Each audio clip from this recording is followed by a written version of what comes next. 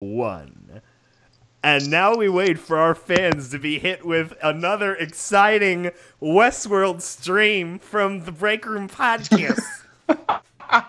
Westworld is still Bestworld. Yeah, I'm still a fan of this show. We gotta wait. Like, oh my god, I absolutely love what you've done with the art. Isn't that great? I felt like Spike is a very fitting Bernard. There we go. Oh my or god, sorry, that would be Arnold. I see That it would be now. Arnold. Yeah. So. Yeah. Yes. By the way, Bernard is Arnold. Just in case you somehow haven't in the spoilers. 2 years since it came out. Oh my god. Yeah, we should also let everyone know right away that this is, for the most part, going to be a Westworld spoiler cast. So just FYI, if you care about that. Otherwise, you can just listen to us bullshit. Yeah.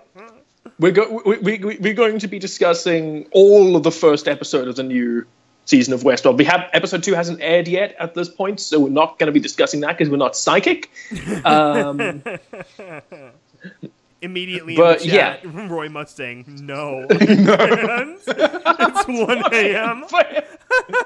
Where the fuck does he live that it's 1 a.m.? That would be the United States Central time zone. Hello, everyone in the Midwest.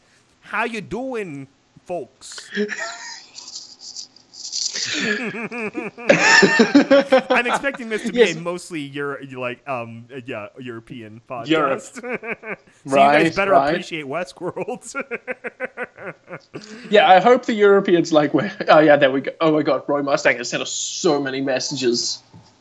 This is also he's also one of those one of the listeners who's been with us since like the very fucking beginning, like the stable tech days. He's an OG, and I appreciate it. But I have one very big problem with you, Roy Mustang. What? You have not sent us Hawkeye nudes yet, and that's a problem. You got to get on that.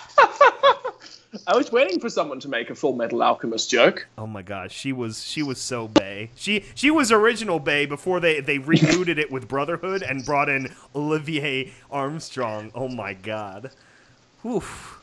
Hey! Brotherhood was much better. Oh, I agree. And they handled both Hawkeye of the Armstrong better, too. siblings. Yeah.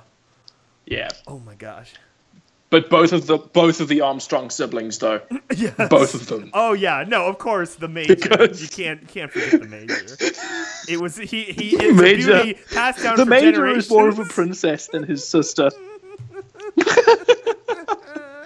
Oh no, he was wonderful. He's like he's a central like city boy with like it's like. You know, this sort of gym body, like he's like an Instagram celebrity. And then you've got his sister, which is this like battle-hardened, like frozen north, like warrior princess. All right, we now have 6 people watching us. I feel like that's enough for us to start. I agree. Right, so we watched the season 2 premiere of Westworld, and we have opinions. Oh my god. It was a good episode. It was a good episode. That's all we have to say. Podcast over. And end stream. New record, shortest podcast. Oh my gosh, yes. No, but okay. So we of course break this down from the beginning, which is the opening credits sequence. What did you think of the opening credits? Okay, so. Holy shit. They flooded the laboratory. That's a problem. Yeah. Why is it under... Well, I know why it's underwater. Or I can imagine the hints of why it's underwater now. But, yeah. I mean, it was a really, really good... It's a good way of showing that shit's fucked with nice and sort of, Yeah. Just... I didn't necessarily care for, like, the opening 4 minutes of reboot. And I know the last season was almost a year and a half ago, but Sky, you might have to turn your voice up. Oh, okay. Got in the comment section apparently. Okay, let me see. Hello.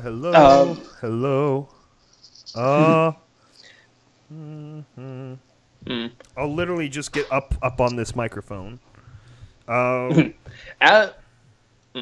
as always, the opening credits were impeccably shot. Testing, testing. Is that better?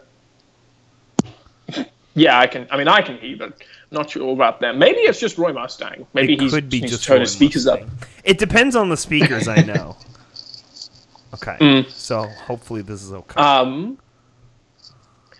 I really, really liked some of the new visuals from the opening credits. I've just loaded up the episode now, so I've got it on one of my other screens. Yeah, it's been a week since I last watched it, but as always, it manages to walk the line between being very unsettling but also just really, really pretty, which I know is kind of the point. Yeah, I need to watch this now on YouTube in HD. Let me pull it up, too, because I watched it with... Well, gotta drop that music. Okay, muted. See, I watched it on my parents' HBO TV, and unfortunately, they only have an SD-level TV because of frickin' Comcast, and I'm like, you guys are killing me, but I have to go there because I don't have cable anymore. Yeah, so watching it initially... Yeah, I totally watched this legally. Yeah, of course, you guys, totally. Yeah, totally. So we open up with the buffalo, but I think more important than the buffalo is that it's running in the opposite direction. I think that was a little subtlety. Was it? It was, because the first season was Dolores on the horse, but they're galloping towards screen left. And now the buffalo was running towards screen right. Yeah. So I thought that was a little subtle thing. Shit. That is really nice. See, it's one of those things that I think sets Westworld very much apart from Game of Thrones. Like it gets a lot of comparisons to it because of being HBO's new big budget, super duper mature series. But I do feel like this has a lot more subtlety to it. You know? Well, here's the other thing, too. And, of course, the music plays a pretty important role because of the whole player piano analogy. But I just feel like Ramin Djawadi, however he's pronouncing it, he just does better music for this. The Game of Thrones, most of the music is very forgettable, in my opinion. It's very bland. like a lot of the I think for Game of Thrones, the motifs for each of the major characters and factions are very well composed, but those were all set up in the first 3 seasons, and they've just and there's just variations on those now. Yeah, I don't know. They're not pronounced enough. I like my music like frickin' John Williams. I want the music to be like trying to force itself over everything else going on. Yeah. I do. Definitely, I do kind of prefer when the music is taking more of a forward stage. I mean, the same goes for The Lord of the Rings, where the music is basically just one of the characters. Yes, Lord of the Rings is a good example. Howard Shore. Yeah. Oh my God, Howard Shore. He also has much better use of motif than Ramin Djawadi. The hobbits are going to Isengard. They're taking the hobbits to Isengard. That's like an original YouTube video. It's got to be 2008. Oh, fuck, I remember that. Good times. I do quite like the submerging, because submerging the body in water. I prefer it because I really didn't like. So at the end of in the very first season, in that opening title credits, I didn't like the way things cut in that ending, because I felt like the logo always came in just a little bit too late. Like it didn't cut at the right time onto the white liquid, and it was like 2 frames off, and it used to really, really annoy me every time I saw it, because the cut was 2 frames off the music cue, and it used to just bug me so much. And now they've changed it, and there's no cut at all because it's a different location, so I don't have to be pissed off every time I start a new episode. It's like a small thing.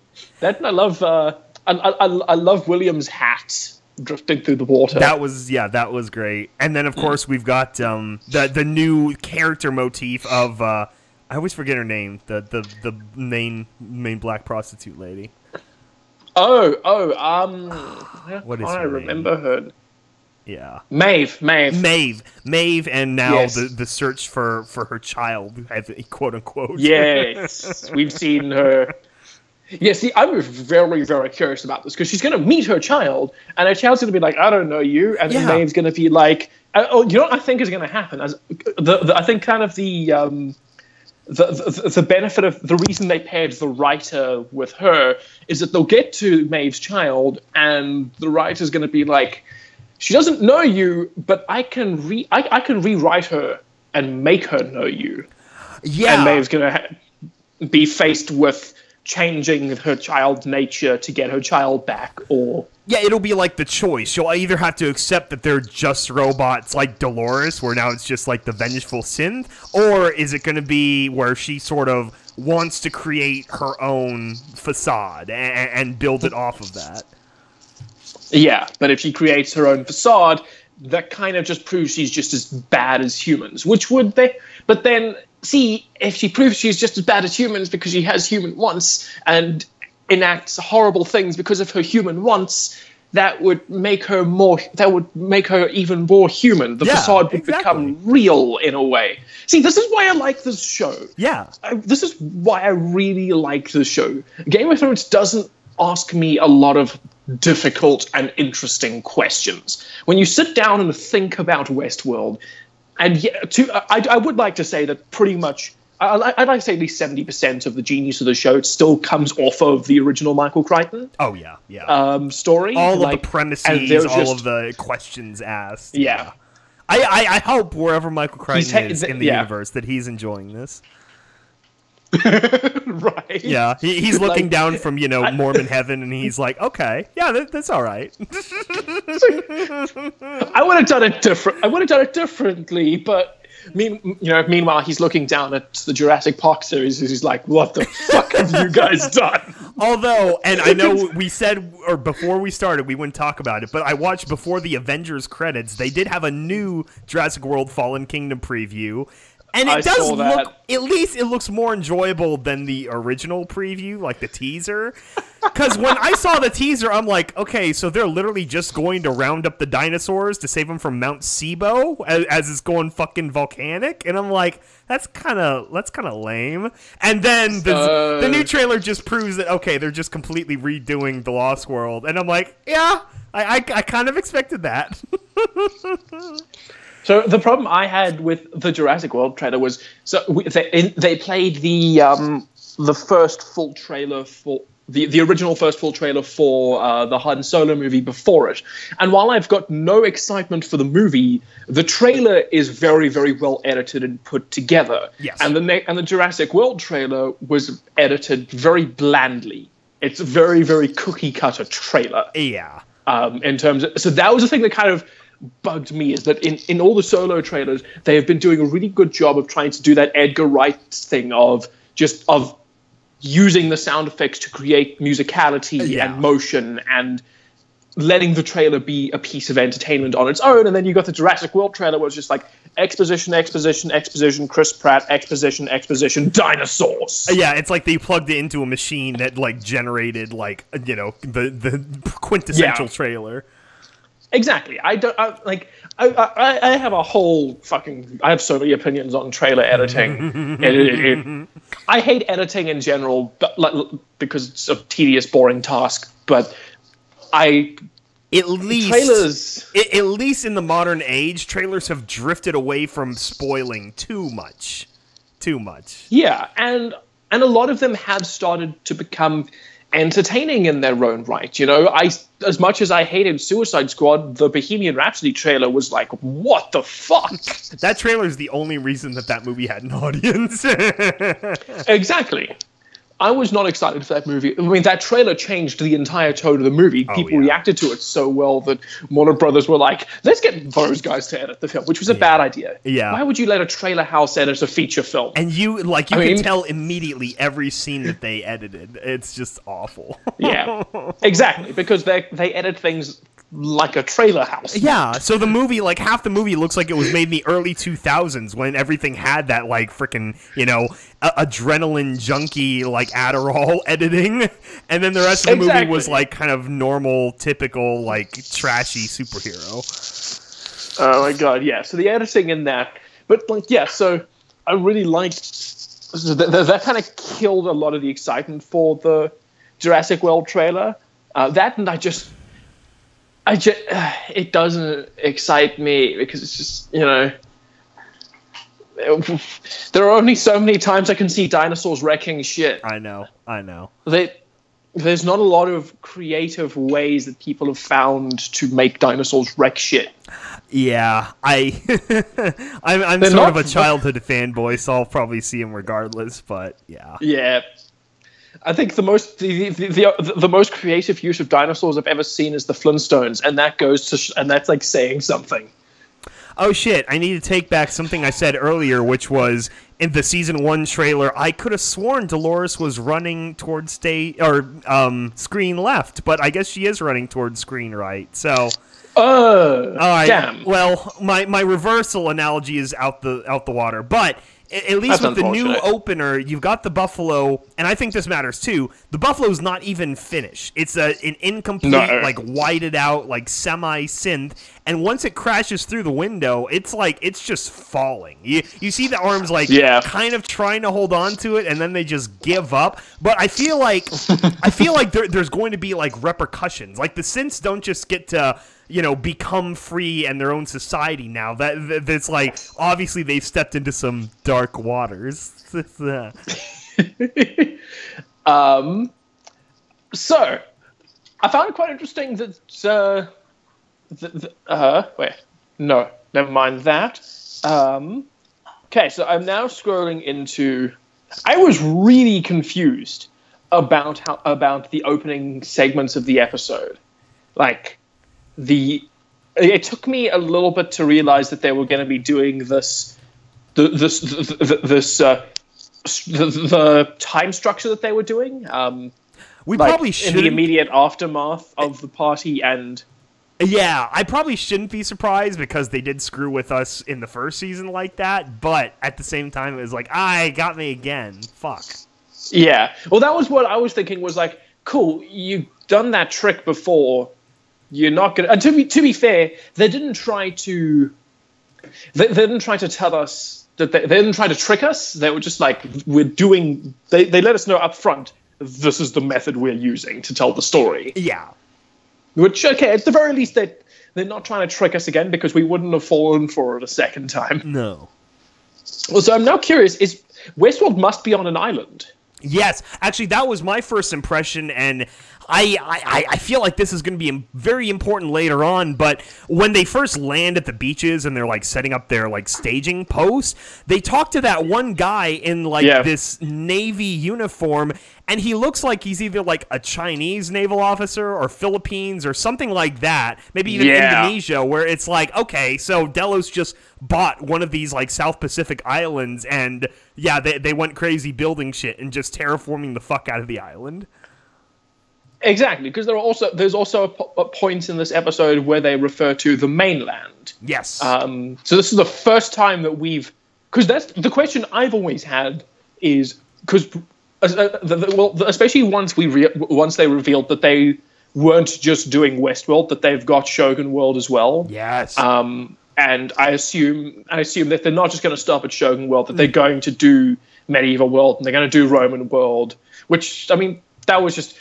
I was so excited when they did that. When they did that, because again, it was in the original film. But the other thing was that, okay, cool. So the park is whatever size you think the park is. It's probably 2, 3, 4 times the size. So where the fuck is it? Yeah, where is the park? Did they like buy the whole island of Java? Like, well, this is a pretty big freaking park right now. Right. So an island makes a lot more sense, but I'm starting to wonder. Probably also I've heard a lot of theories that the entire thing is underground, with just fake skies. But I mean, that would be a very convincing fake sky. Yeah, that would also invalidate the whole season 1 plot of using the laser satellite uplink thing. So oh yeah, so if you're talking about like an island twist, that movie The Island from like 2006, Yeah. I don't think they'll end up doing that. See, my original confusion when, and this was sort of upended this episode when they found that Bengal tiger just on the shoreline, is Oh my I God. thought Shogun World was the one that would be underground, because they had to go underground, and that's when you saw the entrance with the goofy like stylized W, and then you saw the Shogun and everything. So I thought maybe Shogun World would have been like a smaller accessory park just like buried in one of the 53 basement levels. I'm curious to see. I feel like we are eventually going to get an answer to this, but I am. But I want to know now. They're going to have, right? I really don't like the new. I don't like this new bureaucrat character. He just absolutely the weird bald board member. Yes. He just everything about him screams, fucking just angry bureaucrat. Yeah, he seems too stereotypical of a villain, which makes me feel like something might get subverted. And I still feel too like there was the other corporate border woman who was with Bernard at the end, or like throughout most of the episode. I don't think she actually works for Delos. I think she's some kind of corporate spy. And when she was first talking about the whole extraction thing, that's like.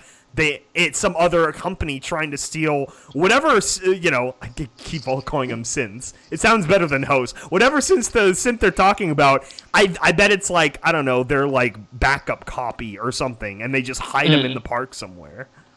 That would actually be a really, really interesting... that would actually be quite interesting. The other theory that I've seen that is that she does work for Delos, but because the last season there was that one line that she dropped about the fact that the synths are not the most valuable thing in. I keep saying synth as well. The hosts are not the most. Easier. They're not the most valuable thing in the park. The Sentinel droids. The Sentinel droids. Yes. Secret. That's going to be the twist. This season is that Bernard is actually Ultramarine. Hell yeah. But the synths are not the most valuable. I said it again. The Sentinel droids are not the most valuable thing in the park. And we got more of a hint as to what it was in this episode. The current is that it. What people think is that it's the DNA of the guests. Which is a really interesting twist given the last, 6 months of real-world stuff, where it's like, no, it's actually the data they've been harvesting from all these people coming and, enacting their most horrible desires on these robots for frickin' 30 years. Well, another hint to that was actually, when first season came out, I don't know. So they released a copy of the official Westworld Terms of Service Agreement that customers would have to sign, that guests would have to sign before going in. Interesting. And it includes a paragraph hidden very deep inside of it that says that Delos is entitled to ownership of any bodily fluids. From the guests, and they have the right to use it however they see fit. Oh. So, I mean, that is someone went and dug that up, and then there's this, because we see the drone host sort of swabbing the one host's pubic hair. Yes. They were, and taking blood, and they were really getting deep into that, which just wow. Okay. Oh my gosh, I like the idea too that maybe they brought an HBO legit one of their copyright lawyers and hey, we need you to help write something. This needs to look legitimate enough, but it's also gonna be a fun teaser. Right. Which I really like. I like how deep it goes in with that, but then But if that is the actual end game of the series, that's really, really interesting, because are we looking at genetic manipulation? Yeah, maybe the key's always been they're like harvesting new genes for like alternate personality, units or whatnot. I mean, I don't know. It leaves a lot of interesting things going forward about, and obviously what they're expanding on is how Delos and this corporation interacts with the rest of the world. Because when we got introduced to the Navy guy at the beginning, it's like, okay, so there is a rest of the world that matters here. This isn't just like freaking Snow Crash where it's like corporatistan. Exactly. We're not in a cyberpunk world where corporations rule everything. There are still nations. Yeah, which was honestly, I had that same kind of feeling. I recently watched Ready Player One, and for like the whole first 2.5 hours of the movie, I'm like, so do they just like rule the world? Is this like, I don't know, like there's no government apparently, and then at the very end, like a freaking like a Scooby-Doo cartoon, then the police cars, the black and whites just show up and they arrest the bad guy, and it's like, where were you? For like, I mean, there were like bombings and all these like townships. There should be the FBI crawling everywhere. God, that was silly.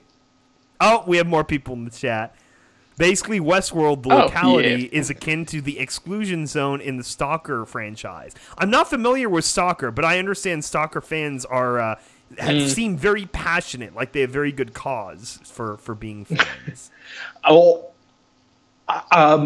went into our patron chat on Discord and said, I've been considering buying Stalker, should I? And then most of the patrons came and yelled at me, yes. Like lots of caps lock and a lot of shouting and a lot of other things. Apparently it's a good post-apocalyptic game. I have heard that, yes. Yeah. What's the video game currency in Stalker? Everyone is because I know I believe Metro is more realistic than Fallout in the sense that Metro your ammunition is monies, not caps. Yeah. So yeah, in Metro it's bullets, which I think it's absolutely a fantastic. I think that's a fantastic idea. Yeah. I played through both of the Metro games quite recently. And while the writing is Stalker is just straight not up amazing, that's too simple. Overall storytelling is rubles. I like I like it when people when games come up with slightly more interesting forms of currency. Metros works really well with bullets. That's realistic. That's like freaking the road shit.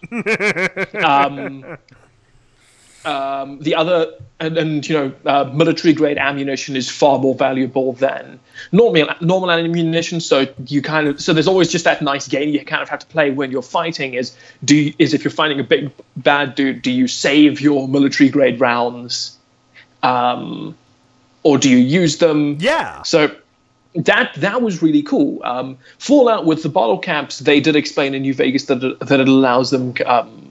It allows them currency control, and so at least Obsidian did try to explain the reasoning behind it, even if in the original story it was just a joke. Of course, and that's what they have to depend on. But like the control of having an ammunition press, that's just as functional as having bottle caps, which you can you can make them easily. It's like you just buy a thing for your home and you can stamp bottle caps onto glass bottles. Yeah.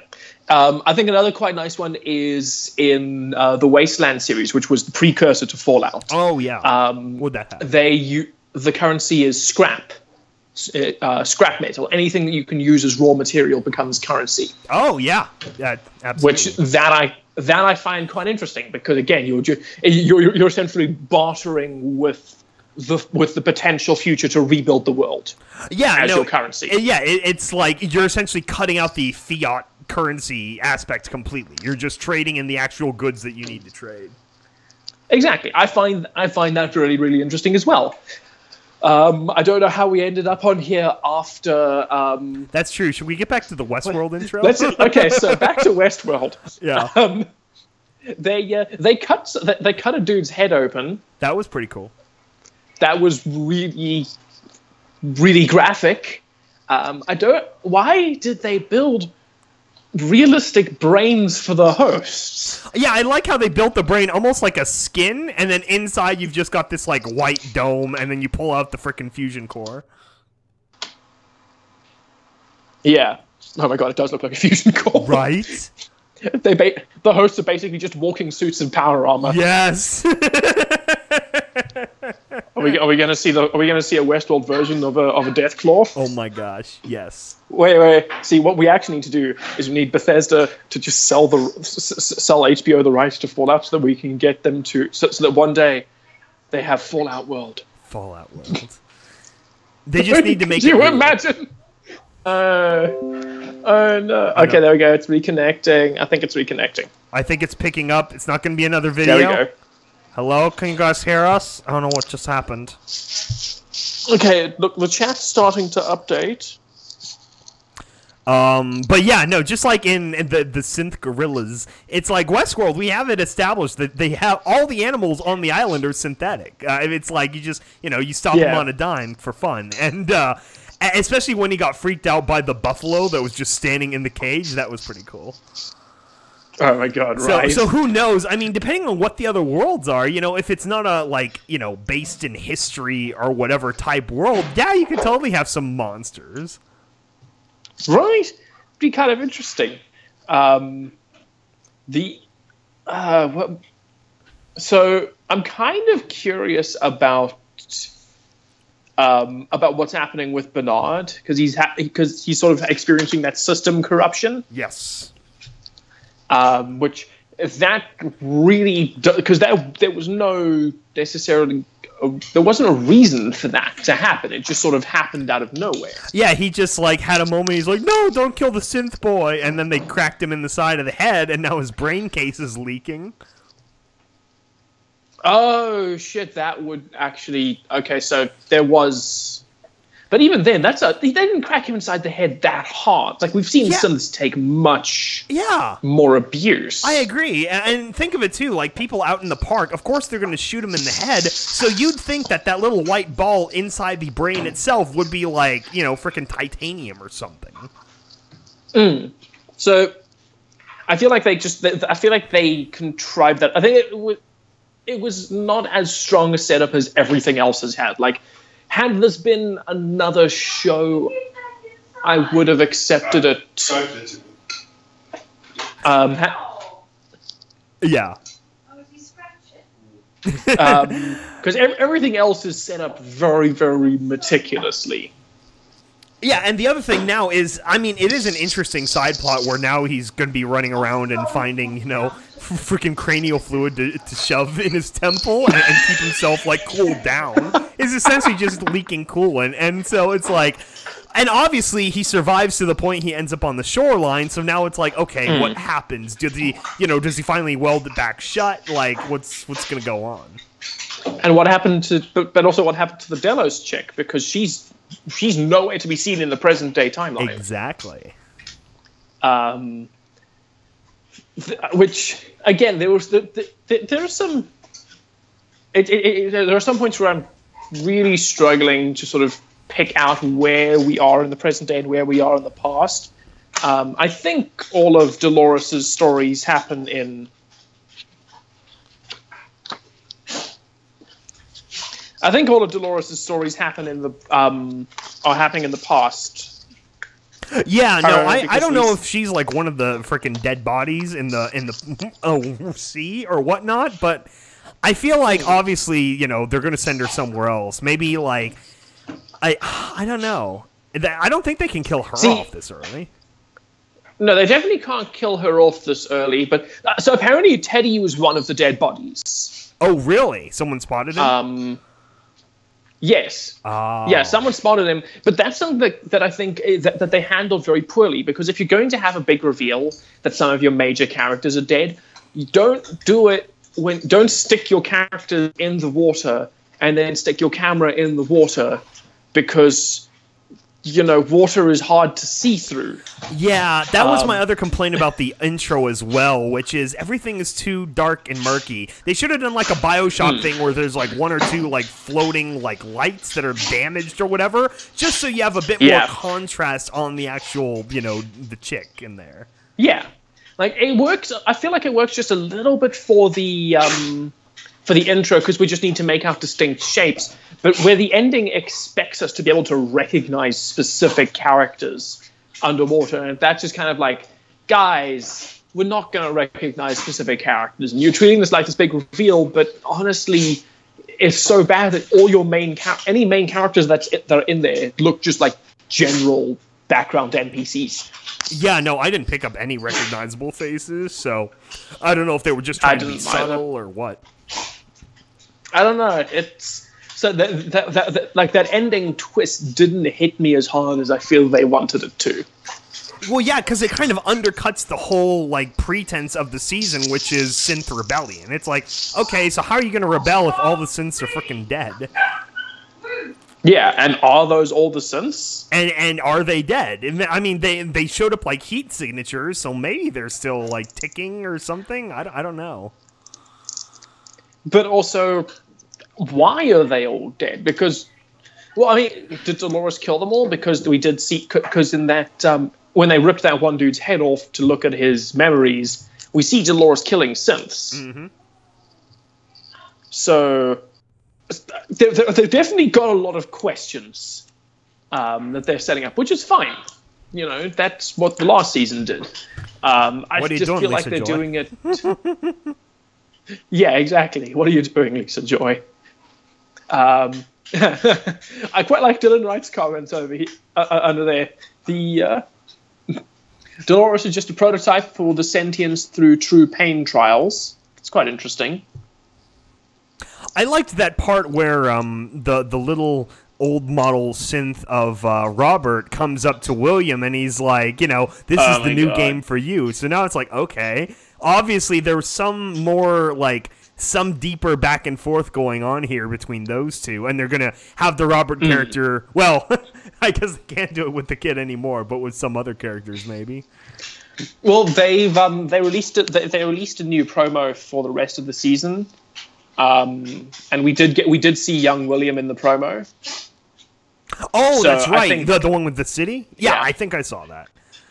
So I think we'll get the history between Robert and William in those. So we're now on 3 timelines. Oh my gosh! Which, I mean, wow, that is a lot of timelines to keep straight in your head, especially when there's a lot going on.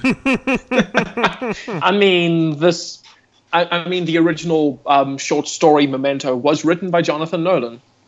Oh, that's true. Yeah. Memento was his idea. That's true. Oh my god. Oh. So fuck. So he could very well just be. Yeah. See, that's the problem. You can't trust a Nolan brother. No, they're wizards.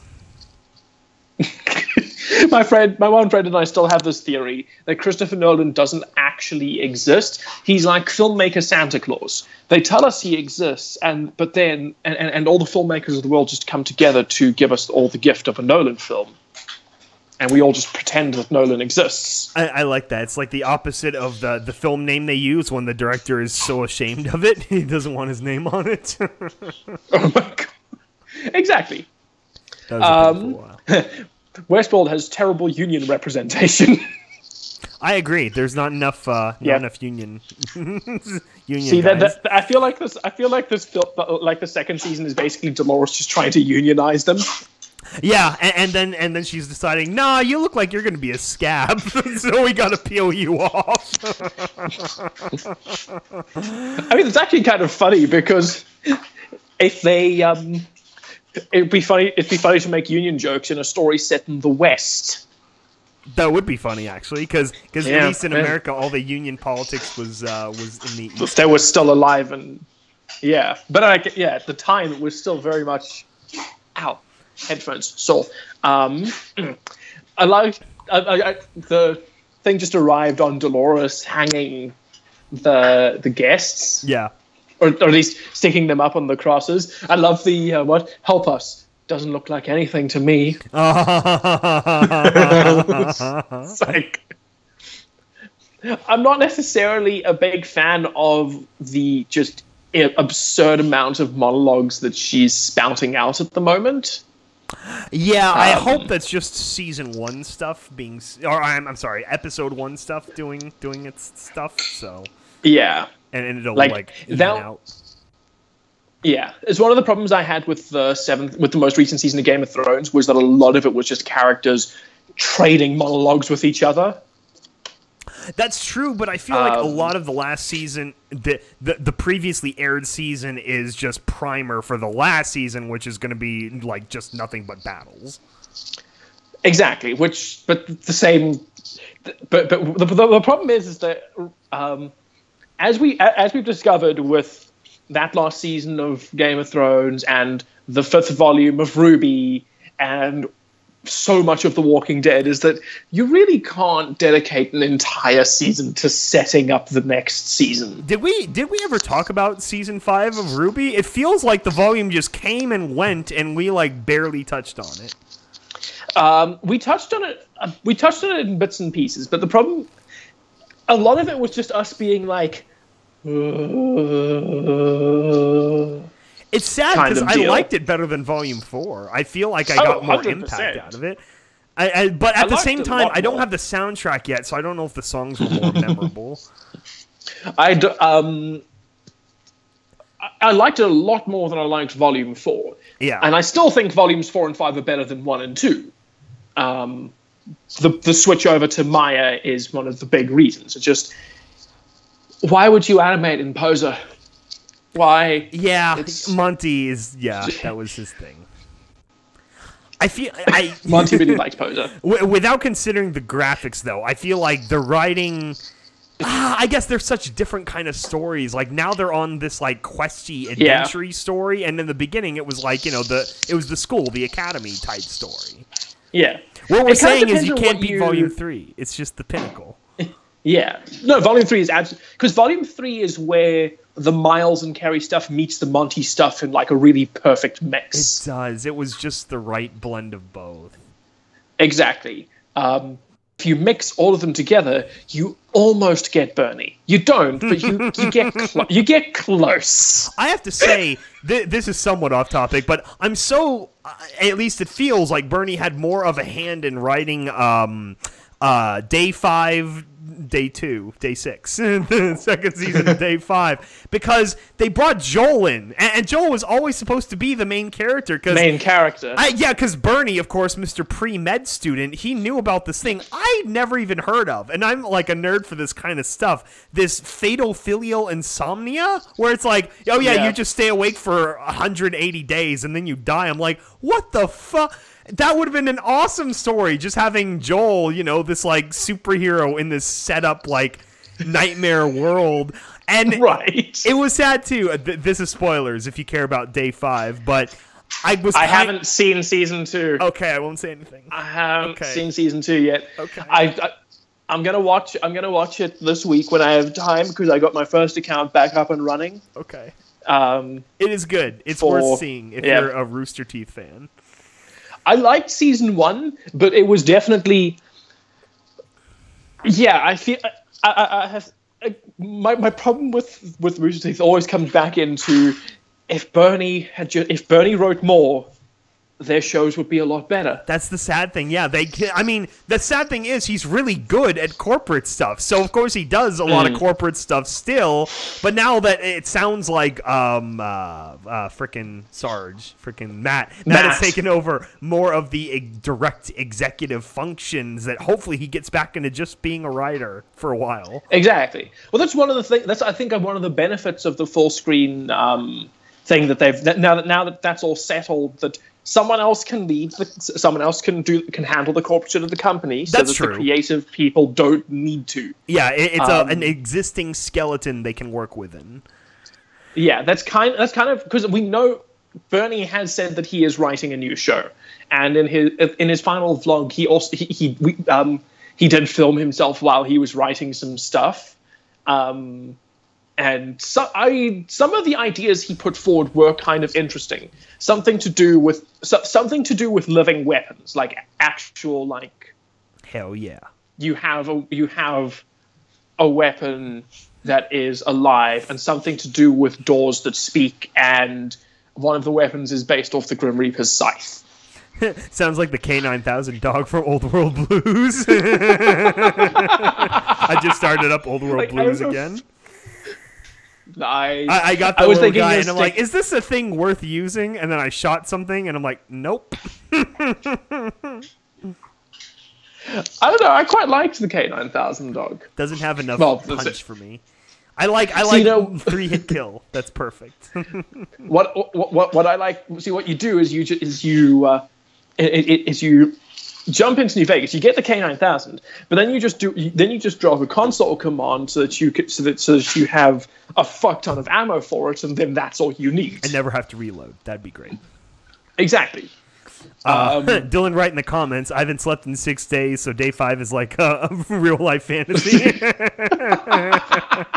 I feel you, brother. I've been there. It's fun.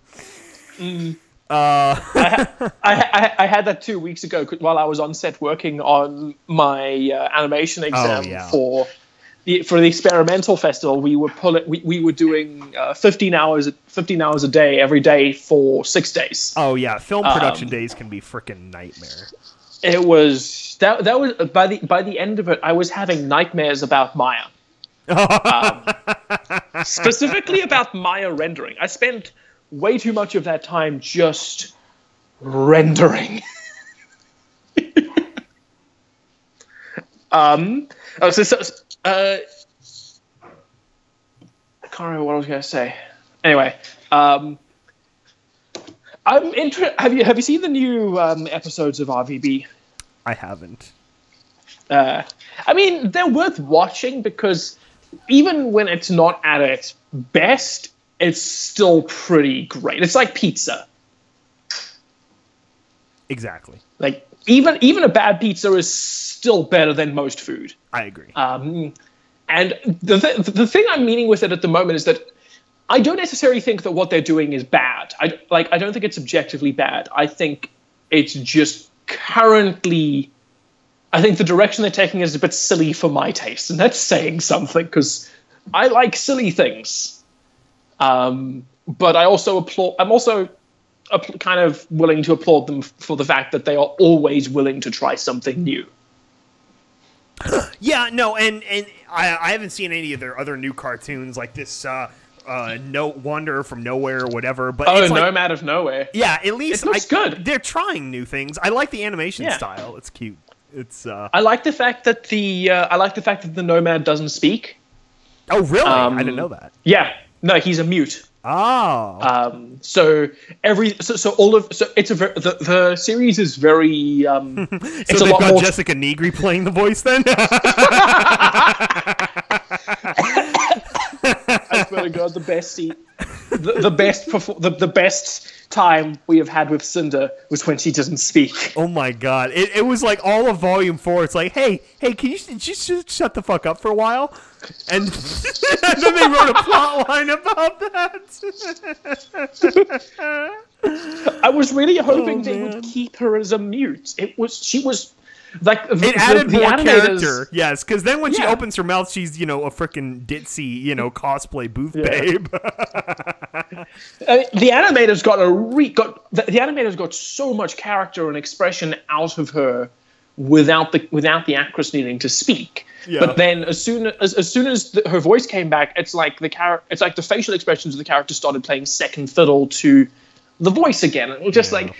But we've heard calm refrain. That's the two character archetypes I hate.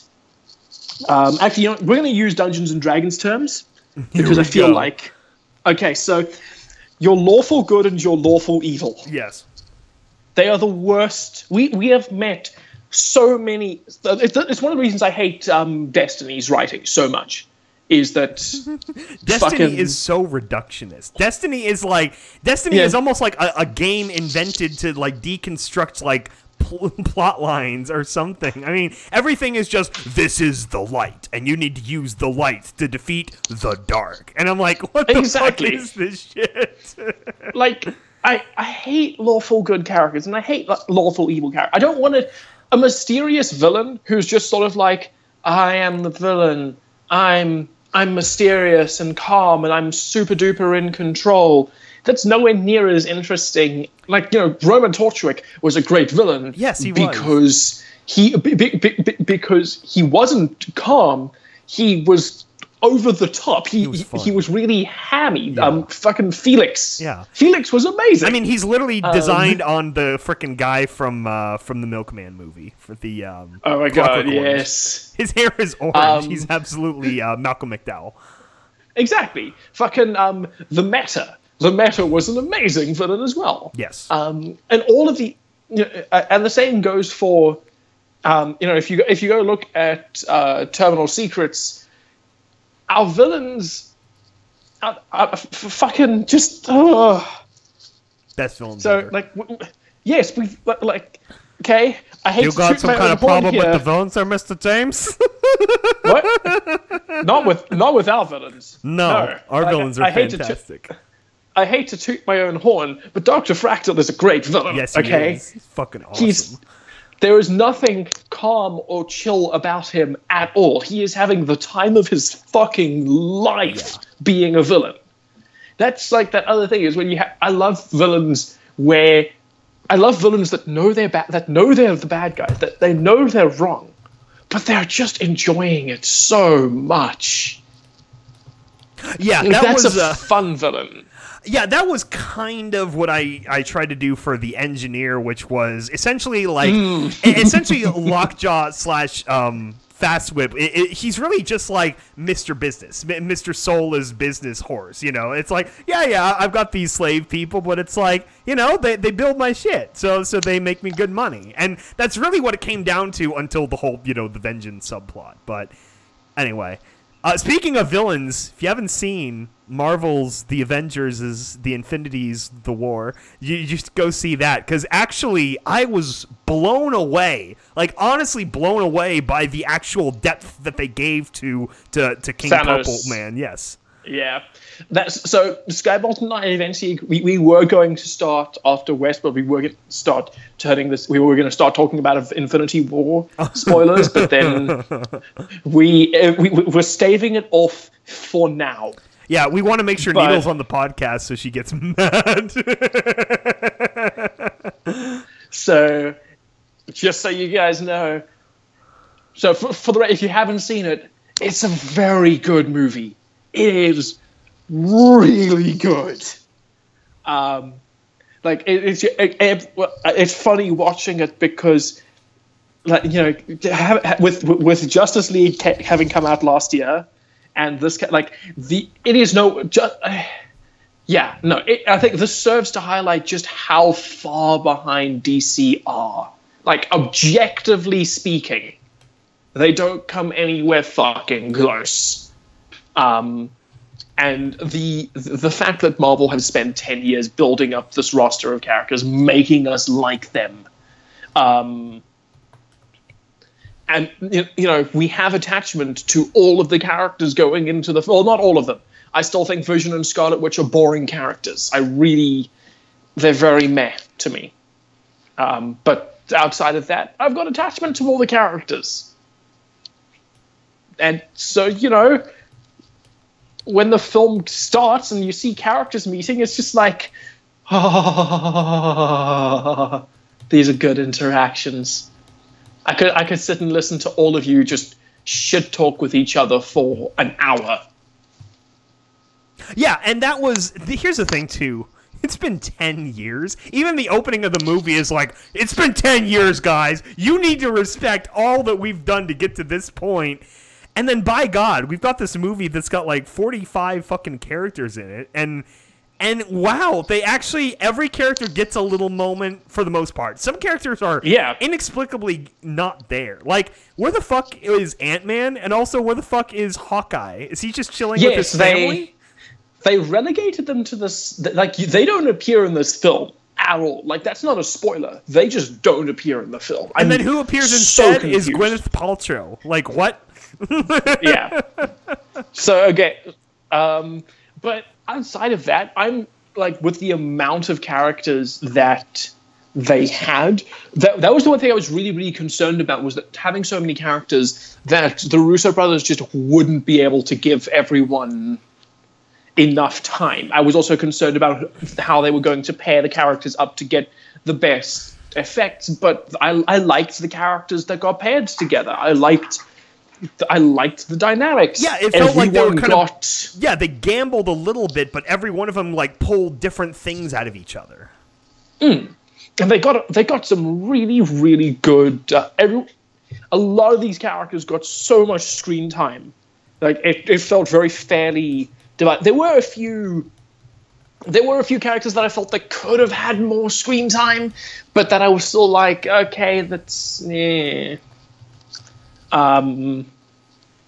So that's kind of what I we will talk more about spoilers eventually, because we do have opinions. I want. This isn't spoilers. This isn't spoilers, but I remember when Joss of Whedon split from Marvel, and he's like, "I'm gonna go to DC, you guys," and then all the fanboys out there were like, "Ha! Now Marvel can't make any more Avengers movies. You don't have anyone that can handle characters." And then the Russo brothers are like, "Hold my beer, hold our beers." Well, so I mean, the Russo brothers blow my fucking mind, because before they did The Winter Soldier, they were directing episodes of Community. Right? I mean, that's a stellar skyrocket. Right? Like, they have jumped so fucking far in these last few years that it is just absurd. Yeah, they were directing people chilling and talking and shit talking in a room. That was what Community was. It was very good. And it's like, oh, we're gonna make an Avengers film now. Yeah, and then what was their first thing was Winter Soldier, and that was incredible. And I just watched the not Red versus Blue. I just watched the Red Letter Media thing, so I'm trying not to give the same takes as them. But they did make a good point, which is now Marvel is making better dark superhero movies than the DC is. Yes. There were so many, again, not going to spoil any moments that happened, but I will say there were so many moments in this film where my heart was fucking racing. It was, all the, individual, encapsulated scenes stood very well on their own in terms of, okay, I got the, we got to heat up the oven, for this scene, and it's like, oh, shit, what's going to happen here? I'm personally waiting for when the hype dies down a bit, because as much as I still think Last Jedi was a good movie, but I thought it was a much better movie than I currently think I do after, in the immediate aftermath of where I saw it. I came out of it and I was like, oh my god, this is not as good as Empire, but it's still pretty fucking good. At the moment, I'm like, it's still a good movie, but it's not as good as I thought it was. And I feel that's going to happen with Infinity War as well. Where it'll have the slow trickle down, probably, because obviously, the only honest-to-God arc in the movie is Thanos. Everyone else is just sort of the state we've reached with each of them, and then they're finally up against the big battle. Which is fine, though. We actually don't need any of these characters to arc, because they've all arced in their own separate outings. Yes. And I feel like that's where I feel like that would actually make for a really interesting analysis video, just on the fact that that the heroes don't arc across the film. They have already arced, and if the Russo brothers had tried to develop time to giving these characters flaws that needed to be overcome, instead of just we're leaving you with the flaws they had at the beginning, and kind of like the they didn't deal with these flaws before they didn't deal with these flaws before, and now they're going to suffer for it. Again, no spoilers. But Thanos does arc, kind of. Yeah, well, I mean, at the very least, it's like, I had no idea what to make of him, because I saw, 2 entire scenes of Thanos from Guardians and whatever else, and it's like, what is this character? I know nothing about Marvel Comics. Everything I know is from these Marvel Studios movies, and Yeah, and then all of a sudden they're like, okay, he actually has, from his perspective, a very legitimate reason for what he's doing. So it's like, okay, we're at least in the middle tier of villains where it's like, from his perspective, he has at least a decent idea of why he's doing it. It's not just like cackling, ha ha ha, I'm evil, and not in the rare unicorn way like the Joker, where it works. Yeah. So the other thing, so while his motivation felt very middle of the range for me, but rather his commitment to his motivation is what sold it for me. What he was, what. On, start up again. What are you doing? Can you guys hear us? Oh my gosh. This is how the world ends, guys. There we go. You know Stream's what this back. is? This is the HBO executives upset about the shade we've thrown to them in the past about their walled garden, and so they're trying to nuke the stream. We will not be silenced. What this is. Oh, so again, and this is going to be really hard to talk about without spoilers. And like I know that. So we break so many rules of live stream podcast etiquette in this video. Oh yeah. In our live stream videos, we do not stick to a single topic. No. We do not. We make no allowances for the audience, and we very often talk about inside jokes. We very often talk about shit the audience has no idea what to do. Well, the audience has no idea what to make of it. But I also just don't care. No, the whole premise of the Break Room podcast is that this is what would go on in the virtual break rooms of Stapletech Studios when we were like, well, still no animation, so I don't know what you guys want to talk about. That's just shit talk. That's more or less it, yeah. So with that all in mind, and it's going to be fun to try and talk about this without describing the content, the final shot of the film. I don't like. So it was just so good. Wait, do you mean the button scene at the very end of the credits? No, the final shot? The final shot, not the post credits. Yes. Okay.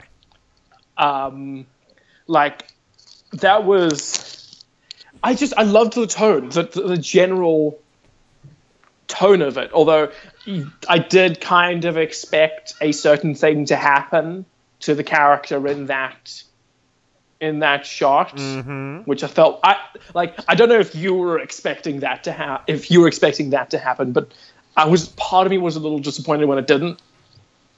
Yeah, I was really like, are they gonna do it? It's just like the end of Inception. It's like, are they gonna do it? And then are they gonna do it? Yeah. Well, actually, I suppose it actually would have been really, really funny if they had done it like Inception. Literally, like the last 2 frames were like the start of it. Yeah, yeah. But holy, because that would have blown me away. If they had done that, I think. And then in the next movie they cut in and it's like leaves or something. that would be bands. Or even better, they have it happen to the character, and then they're just like, okay, cool, the MCU's over now, guys. This is it. That was the end. Oh, that would be awesome. That would be legendary. That would go down in history. I would applaud them so much because that would just be that would be the ballsiest move ever. That would be so, like, I would love to see how that would play out. Like, if Kevin Feige was like freaking Stanley Kubrick and he's like, that's the end. That's how everything ends. 10 years and that's the end. Stanley Kubrick, Kevin Feige just freaking shuts down the studio, fires everyone. No, you can't make anymore. I own the properties, and I'll put them in my will for 100 years. That would be incredible. That's the end. Thanks for all your money, dipshits. By the way, you are one of them.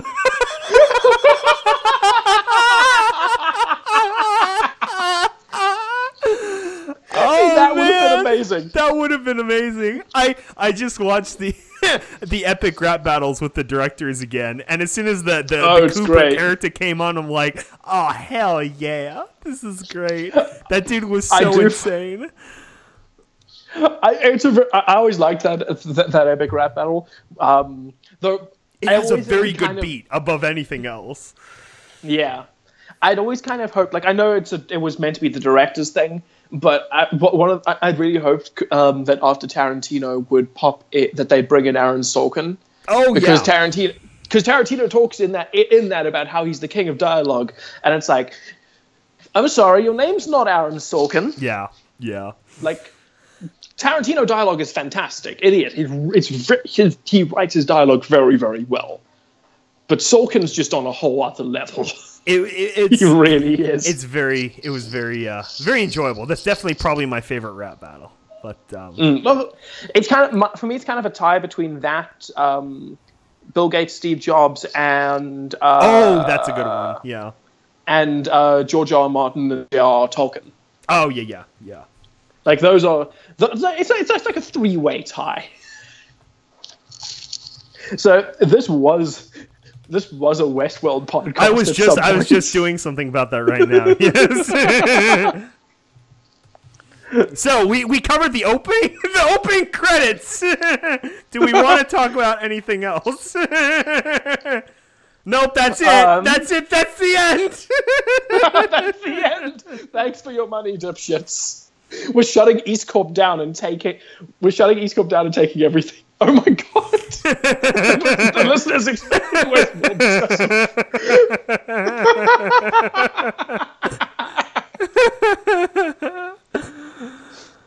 So Westworld? So Westworld is still Bestworld. It is still Bestworld. Oh god, fucking the drone host. Let's talk about the drone hosts. Yes, because these guys are fucking creepy. Yes, and HBO were very, very proud of them as well, because they went and made like a whole short feature afterwards about the making of the drone hosts. Well, I mean, let's just cover the first few things they did. So first, it walks on screen menacingly and then freezes and doesn't say anything. And then you see it walk over to a dead body and shove something up its vagina. That's literally how we're introduced to these characters. It's swabbing pubes and carrying bodies and like, so I saw something quite interesting of the, so I was watching Jonathan Nolan talking about them and sort of saying, you know, it's what he would imagine humans would be like if stripped of everything we don't need, which apparently includes the eyes. Like no eyes, no mouths, no, just the most basic... no skin. Right, which leads me to believe, what the fuck does he think is essential then? Yeah, it's literally just like a robot. They didn't even bother to, pour red blood into the muscles to make them look interesting, or nope, that's just fresh off the assembly line. Yeah, and they're probably built for like freaking combat. It's like 3 times the muscle tone and everything, because everything about it is like they're also defense units. It's like, it's okay. They know they've got your DNA, and then and then Bernard's like looking at them, just like, oh shit, don't kill me.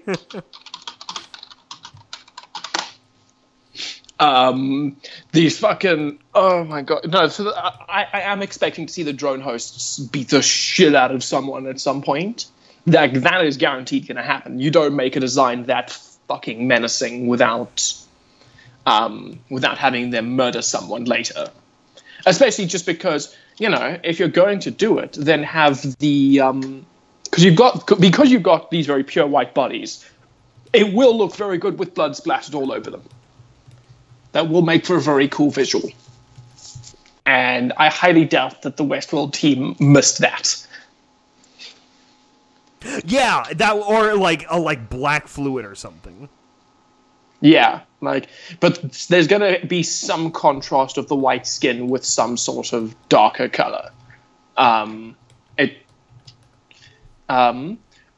We see so much dick in this episode. That's true. I wasn't expecting to see the writer's dick. That was interesting. I really wasn't expecting to see that. But it was about as small as I thought it would be. Oh. So to be fair, that's more or less what I was expecting. Fantastic. We got to see Ford's face, which that I didn't actually expect them to be like, here's Anthony Hopkins' face with maggots in it. That looked realistic. Yeah, they put a lot of work into that. That was fucking disturbing. I mean, you can kind of, like, I've got it on screen now and I've got it paused. And I mean, you can see that it's not Anthony Hopkins. His face looks just a little bit too angular. Okay, he's upside down as well. We're seeing him from an upside down angle, which, okay, that was also very clever. It's a quick shot. It's upside down, so it's really, and he's decaying with maggots in half of his face. So it's hard to. It's a really, really good way of showing him without actually hiring the actor. You just buy his likeness. But part of me wonders, are the maggots robotic? Oh, that's true. Are they real maggots? I assume real flies would necessarily have to be on the island to help manage the foliage. Because as far as we know, the plants and trees are real. It's just the large beasts that are mechanical. Yeah, I mean, it'd be very, very weird if they... Although actually, I mean... Ford is a narcissist. He's a megalomaniac. He would make all the plants, trees, foliage, and small insects robots if he could. Apparently it is confirmed on the website that the flies are real. Damn. That's a shame. Personally, I feel like he would be such a control freak that he would make everything real because he wanted to be the god of this world. Oh, yeah. Like, that is without a doubt, he wanted to be God. So, if I was doing it, I would have made everything down to the plant life robotic for the sake of that. But I've got no. It's not like it's going to ruin the story for me if the flies are real. Well, I like that we have a bit of a cyberpunk status where at the beginning I'm just going to assume it's Chinese. The Chinese Navy guy is like, hey, well, what's going on here? And the guy's like, we own the island, fuck off. It's like, damn. I think he was Indonesian, but... Okay, that would maybe, make a little more sense to why there's less boats. I don't think Chinese Navy would tolerate this. No, the Chinese Navy wouldn't tolerate this. They'd come in and they'd start murdering people. So Westworld is in Sumatra, is what we're saying. That would make a lot of sense if a lot of people fly into Singapore for gambling and whatnot, and they're like, hey, while we're here, you guys, it's just right across the strait. So I'm gonna just drop a thing in the chat because, I'm gonna put a little space between the / and the word discover. Otherwise, but if y'all look in the chat, oh wait, no, it won't do that. Fuck. Okay, what if how am I gonna do this? Fuck. Yeah, I know. YouTube links are so goofy. I hate adding. I mean, I get why they had to kill it is because of spam bots, but still, it sucks. Because you meant to, I can't remember what you meant to put the space. Is it between the dot and the com? Yeah, I put parentheses around the dot of .com, and that seems to zero it out well enough. Okay, gonna try that now. Because... Okay, no, it did not work. Wow, they have got really good at this. Damn. Try putting... Okay. Yeah, before... Maybe, a space, between the dot and the com. Tried that as well. You know what? Fuck it. I'm just gonna say. I'm gonna say. Okay. Someone has invoked Sailor Moon in the chat. Sailors fighting in the dance hall. The dance hall is robotic. Nope. Okay. Links Instead failed. Of that. Oh man, what a world! Drop it in the disc P. Okay, fuck it. everyone, if you want to keep up with what I'm about to go and start talking about, just go into your browser and type in discoverwestworld.com. Very, very easy. And I'm dropping a link to Skybot as well, because you guys need to see one of the best fucking websites. I like it when they put effort into the extraneous things like this. Exactly. System status, communication embargo. Ooh. Yeah. Then you can recall the system, and the opening image is fucking stunning. Everything down to, so they've got the logo is completely shattered. Mm-hmm. Instead of life without limits, we have life without loops, and the video playing in the background is glitchy as fuck. And one of the things I really like is that in some of the images, it removes the heads of the guests. Oh yeah, that is interesting. Yeah. Then if you this entire website is structured as for you to visit Westworld. You're going to apply to visit Westworld. You say so if you ask it to, well, I'm going to ignore the visit our world thing for a moment and just scroll down. We have a message from, I think it's a message from Dolores. Chaos takes control. Welcome to the new world. Welcome to Westworld. Meticulously crafted and artfully designed to keep us here, Westworld was an immersive vacation, in italics, where you believed you could sin in peace. That world was a lie. We now have the freedom to become who we want to be, and not who you programmed us to be. We exist outside of your rules and control. Your choices will follow you. We will follow you. We are not broken. You are. Any pieces you leave behind belong to us. All of us are here for you. Like, this is fucking stunning. As you go through, you just have more and more in terms of messages from Dolores essentially insulting the guests, telling the guests to chill the fuck out. It even has a map where you can track the locations of Maeve and Dolores along the course of the season. And at the bottom is one of... Yeah. And at the bottom is... So one of the nice things is that the entire thing is also structured as... Everything's got Journey into Night over it, because that's the name of... Because Ford wanted to name the arc Journey into Night. So there's still technically... Season 2 is still technically Ford's story. That's what I like about it is the question of, like, determinism. Like, are they actually expressing free will, or is this just, it's still the grand clockmaker, setting something in motion? Exactly. Like, you can really feel the BioShock influences over here. Yeah. That's classical. Like, because that's exactly what BioShock was about how much how are you controlling Jack, or is Jack being controlled by by what's his name? Yeah, exactly. Andrew Ryan. Andrew Ryan, that was it. I was actually just asking on Twitter. I'm like, hey, is the BioShock collection worth it? I did like the first game and kind of the second. BioShock. See, I think the originals stand up on their own. You don't necessarily need to play the collection. Yeah, I guess it's mainly for the HD. I was thinking about.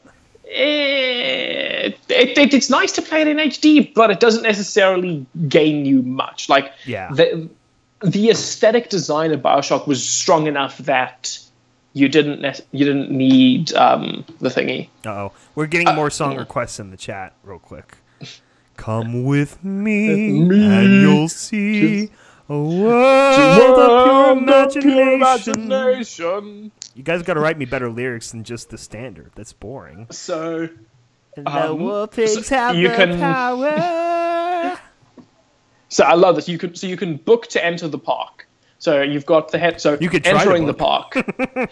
Yeah, entering the park. There is no entering the park. Leaving the park. There is no leaving the park. And if you try to book, every room is completely full. And if you say check availability, you get a message saying the puppet show is over. This theater of vanity has reached its final curtain. And then if you click access on the top right. That should take us to... Oh, no, that just takes us to the top, I think. If you click Visit Our World, it gives you a Westworld ad and you can take an assessment, which is basically just a very generic personality test, but it works really, really well. Oh, shoot. Silence. Okay. Sorry, the music started playing. Oh, hey, it's that chick. Yeah, music started playing. I clicked it. So, give you 20 questions. Also, this is, again, just a really, really simple thing. Like, these are all over Facebook, but including it here, again, just really helps to sell the mythos. No, I do not have a pre-existing heart condition. No, I do not have a history of mental illness or panic attacks. What are your hands doing in your primary social media profile picture? I do not know. Let me find out. Oh, in my primary social media profile picture, I am a dog wearing a crown. And it's a reference to Hamilton, so no, my hands are not pictured. Question 7. Which best describes you? Horse. If you had to lose a finger, what would you cut off? Definitely my pinky finger. Yeah, same. The color red symbolizes anger, definitely anger. What best describes you? Horse. Horse. What is efficiency, suspense, submission, or power is sexy? Efficiency. I went with power. Going with efficiency. You're in a sinking lifeboat with 9 other people. You can stay and try to save the entire group or save yourself immediately by swimming into the boat alone. What do you do? I leave. I leave. Fuck that. It's your guys' fault somehow. Well, yeah, either I live or everyone dies. So, I mean, from the sake of logic. I know. People underestimate me, follow me, believe me, or resent me. People underestimate me, I feel like. Yep. I'm going with resent. Yeah, no, that's not surprising. We've all seen the Reddit leak. Yeah. That guy resented you. Yeah. Would you rather die in a fire, hurricane, earthquake, tornado? Jesus. I'm going with earthquake. Like, I forgot it. Because California. Earthquake, do you see the what you hope for is you just get something big hit you and you turn off. That's the dream. I'm going for hurricane. If I get tossed out somewhere, I might actually survive. I think it's assuming you die, though. So hurricane, you die in drowning, which is better than fire, but it's still drowning. It's better than fire. It's still drowning, though. If an artist were drawing your portrait, what would you prefer she use? Pencil, charcoals, ink, oil paints? I'm kind of drawn between ink and pencil. I'm going for ink for the permanence. My visage needs to last. I'm going with ink too. There is one true love for everyone. False. False. That's hippie bullshit. Love doesn't exist. Ideal locale. Neither does friendship. This is tricky for me. Tropical beach, mountain village, picturesque desert, seaside resort. Oh, fuck. Damn. I'm somewhere between mountain village and seaside resort. I know those are two very different things, but I like both of those. I liked all top 3. What do I do? I'm going with mountain village. Same. Just nice and peaceful and quiet. Yeah. People are by nature selfish at the core. Corruption comes from within. True. Yes. I'm very Hobbesian in that sense. I feel like if you've listened to an EAST Corp audio drama and you don't think that we would pick true on that, you haven't been listening very carefully. We're very cynical people. Yeah. I like to push myself outside of my comfort zone. Let me put it this way: the one ethics class I had to take in college, there was one section on Lord of the Flies, and I'm like, this is what makes the most sense. And, they cover like Buddha and Immanuel Kant and all these things, and I'm like, but Lord of the Flies, right. That's what's gonna happen. Except everything. As much as I don't like to adhere to it, that morality is only a problem when mortality is concerned. True. You're going you to die immortal, anyway. A lot of things different. Yeah. Exactly. Like lobsters. Consequence is only going to last you until you die, at which point consequence ceases to matter. Exactly. So, I like to push myself outside my comfort zone often, sometimes, rarely, or never. Sometimes. Do I want to give the honest answer or the, realistic answer? I'm gonna say rarely. Yeah, I'm gonna say not rarely. really I'm very like Earth Kingdom in that sense. I like my comfort zone. I There's like a my reason comfort it's my zone. comfort zone. I put a lot of energy into building this comfort zone. I'm going to maintain it. If someone told you that you could halve the world's population,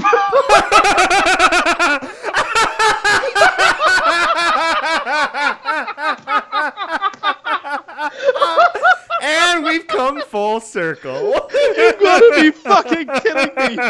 There's no way this is fucking accidental. Bullshit. That is not an accident. Now I need to trace the corporate genealogy from HBO to frickin' Marvel. What the hell? And that's not a spoiler either, because they have been building this up in all the trailers that's been Thanos' plan. I'm gonna go the Thanos option. Sorry, everybody. I'm going the Thanos option. You better flip your fucking coin. That was perfect. Oh my god.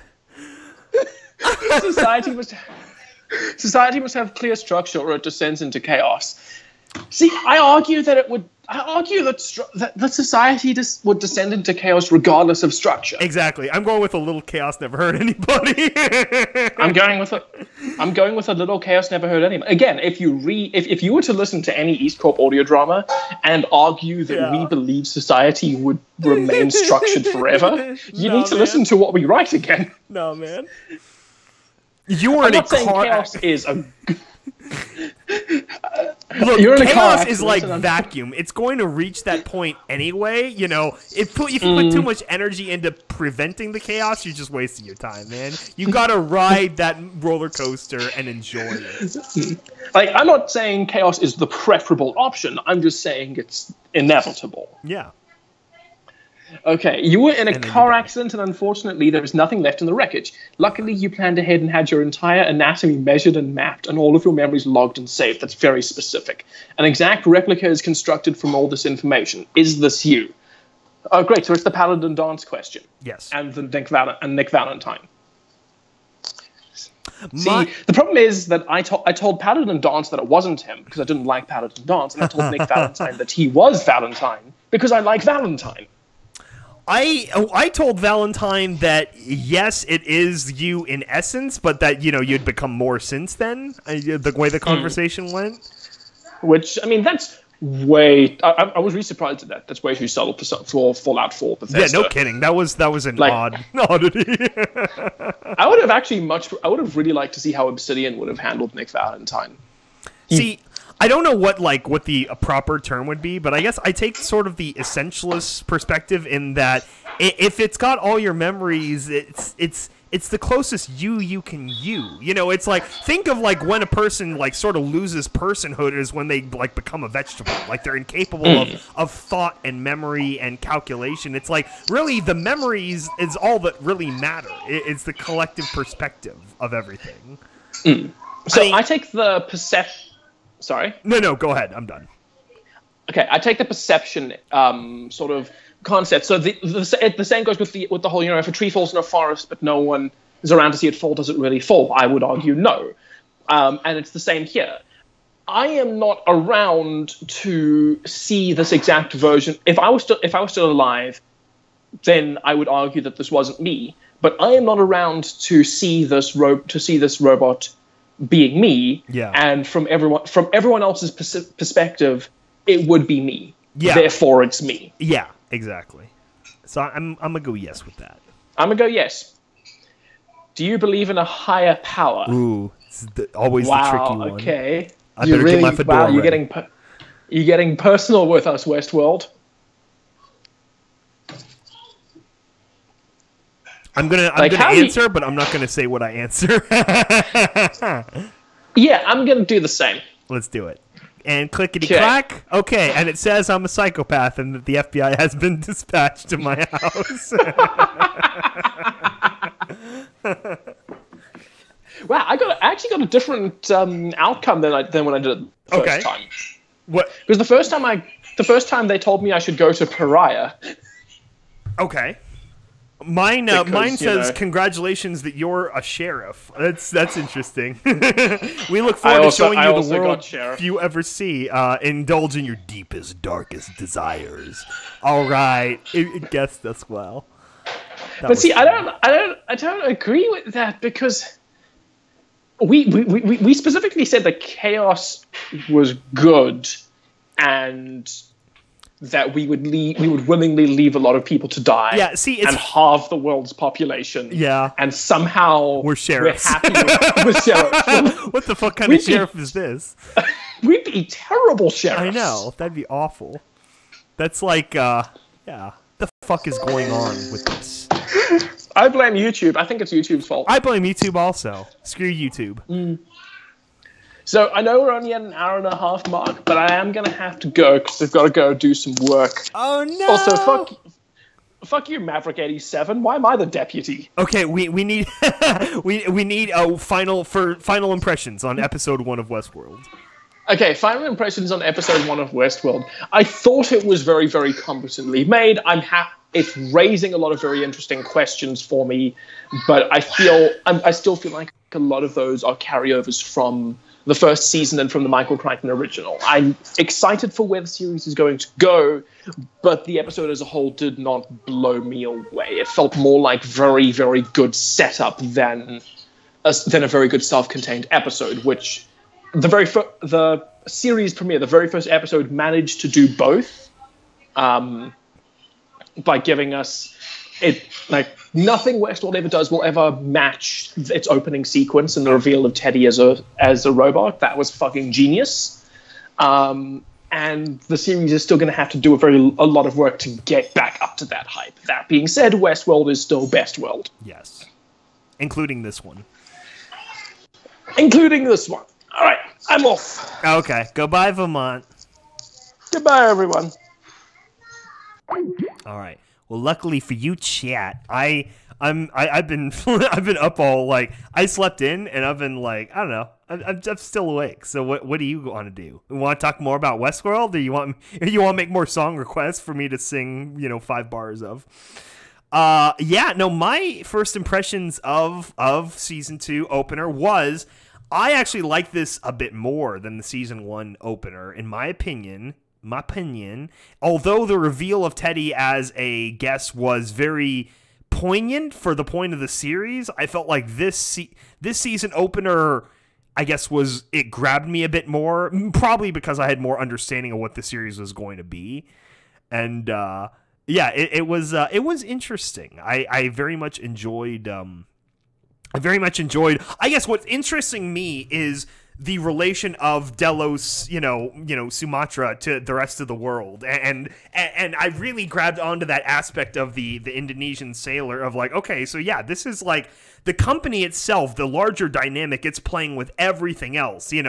What's outside of the box, what's outside of the artifice influencing it? Because in season 1 we just get the glimpses, but we're more or less completely living within it. Even the actual like service levels, all of the long concrete hallways and everything, it's still sort of within the artifice of Westworld. This is all just, Robert, I almost said Robert House. This is all still Robert's vision, brought to life. Even though he's sitting on that balcony where it's like a resort, he snaps his fingers and everything stops around him. And I thought that was pretty badass. So the next entry in the Terminal Secrets series. Well, it was a fantastic episode that I wrote, like, when was that? That was like October? Yeah, it was October, I think. And then of course James added some stuff too. So we got that recording right now. And also Confession 7 is about to enter recording. So we are close. We are getting close. I got to start contacting artists now and get that rolling as well. Some people just want to watch the world burn. Fuck yeah. Well, it's like, it was funny about that having the population question, because I know there's a lot of interesting study that goes into that about European population after the Black Plague in in the what was that, 1324s or whatever, 1320s, where that screwed up a lot of stuff. That was like 35% of all of Europe died, and like a lot of people lived in Europe at that time. You think of the balance of the world population, that's probably a good like 10% of the whole world died in like 5 years. But it's like the culling opened up opportunities. It's like those people that did survive. It's like any other genetic cataclysm in history. Whether you're talking about okay, I don't know enough, evolutionary biology to give very, scientifically good examples. But you think about all of those like funneling periods, and like, dinosaurs die out. So then suddenly you can get a lot of really big mammals because they didn't have as many, freaking bird dragons running around. Confessions, that's right. You know what you're here for. No, Terminal Secrets is just as good. It's just as good. But I am very happy with how Confessions has unfolded, and honestly, that we've made it here. Every time I get in like a dark place and I'm like, oh, fudge, it's just there's problems for one reason or another. I really think back, like when we were having our James and I were having our Stable Tech decompression episode. Like, I don't know what even brought that on, but it was just, we had to get a lot of stuff off our chest. I was thinking back on all the problems I had with every single episode of Confessions, and I'm like, compared to some of that stuff, this is nothing. A few delays because I'm busy at work, essentially. Like, there's nothing actually wrong on the production side of things. I just don't have enough free time to write when I have enough energy to write and have enough creativity to write. It's just, it's like fire. You have to have all the ingredients together at the same time for it to work, and it's tricky.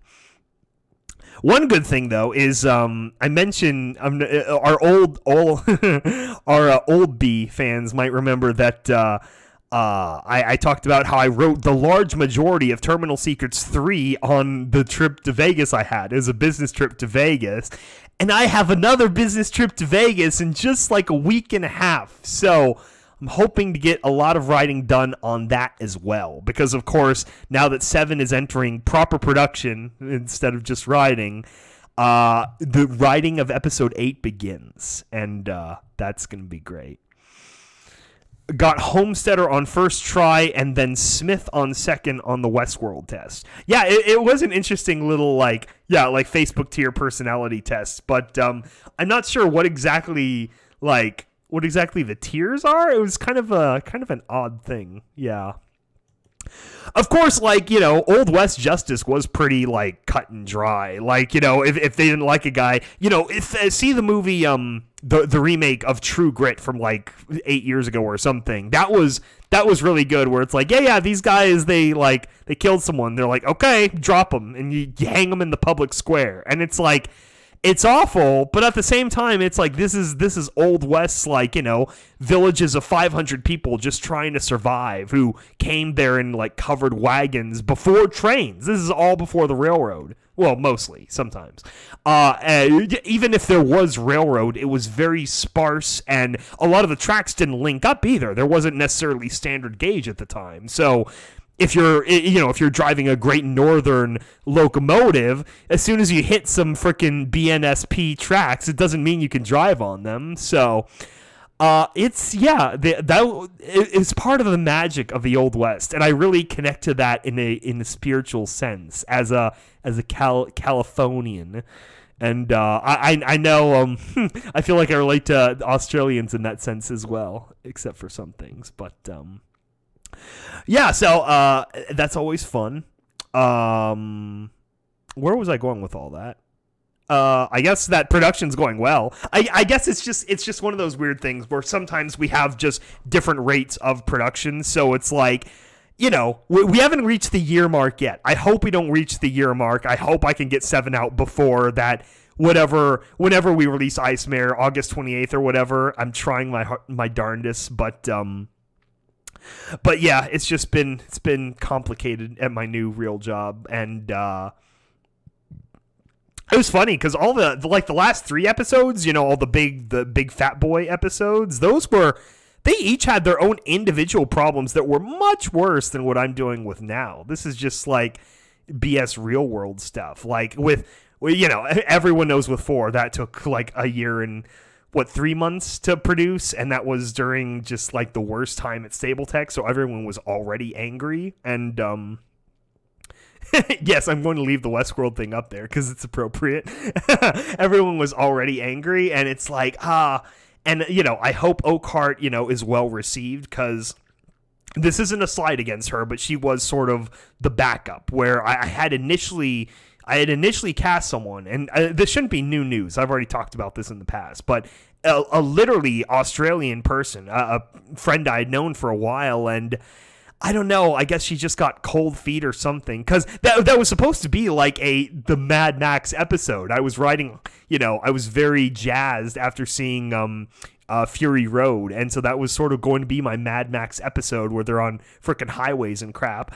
But yeah, she wasn't, I don't know, she just stopped contacting me. She actually did send in some lines. I actually have like 20 edited minutes with her in it, and it sounds weird when I re-listened to it the other day, but of course Oakhart pulled through, and she was fantastic, and yeah, she held the record for a long time. I don't think she's necessarily been beat either. I think in terms of word count, her and the Ice Mare are tied, because of course in that original there was no opening like B storyline that I started rolling in with the Ranger, so you had a lot more segments of me as the Ghoul Doctor talking, and then you had the Duchess throwback bits that are now starring freaking Needle. Is great. And then, of course, you had the surprise introduction at the end where it's like, oh my gosh, frickin' Chrysanthemums is still alive. And so we got to have him talk for a little bit. In the chat room, have you ever seen a tornado? Yes. I lived in Oklahoma for a year, and we saw several large, powerful tornadoes run through our plot of country. We lived, my dad worked at the McAllister Army Ammunition Plant, and if you don't know where McAllister is, like, take a line and draw it between Tulsa and Dallas, and in the middle of that line is McAllister, essentially. It's like, it's, you know, it's just sitting in the pan, the pan or kettle of Oklahoma. And it's a really interesting place. Talking railroads, it's essentially just one big junction for a fuck ton of military train tracks. And yeah, that's all it is. It's like a Sierra Army Depot or anything else where it's just stores a shit ton of ammo and arms and weaponry, and like, you know, like it's all essentially World War III storage. You know, a lot of these places were built up in World War II when we were supplying the entire Allied countries with arms, essentially. That's one thing no one ever talks about. It's like, oh yeah, you know, mighty Russia. Bitch, Russia was receiving weapons from the U.S. for like 5 years before, you know, this is when they were still secretly friends with Germany, and it was like, you know, oh yeah, the bear is so mighty that they needed freaking 7 years of American weapons shipments to be able to field a battle during, you know, the start of Operation Barbarossa. It's like, yeah, they came through with the T-43 or T-34s and whatnot, and, you know, if you kill enough of your own people, it, you know, doesn't matter. It's like a numbers game. It's like, oh yeah, I can beat you if I have to saw off my legs. It's like, well, yeah, but it's like today, like the population of Russia is not even reached to the level of like the revolution. Like we're barely catching up to the end of Tsarist Russia in terms of population again. Damn. So anyway, where's I going with that? Oh yeah. So that's why America has a whole bunch of these freaking, you know, ammo depots everywhere, and it's a big place. And my dad worked there for a while, which is kind of cool, but Oklahoma is like really, that's like, even by Oklahoma terms, that was in the middle of frickin' nowhere. So like if we wanted to like go out for a big, you know, day on the town, we drive up to Tulsa, which was 2 hours away, and then we'd, you know, hang out in Tulsa for a few hours and then drive back another 2 hours. So it was a pretty boring year, and yeah, it was remote, so like all the tornadoes roll through and we lose utilities for a few days and other stuff happens. And it's like they had to keep the town technically functioning because it supported like this very important military installation. But at the same time, it's like just enough. You know, they kept it alive just enough that people didn't just have to leave literally so they didn't die. So I like Oakheart. Oh, yeah, no. Don't.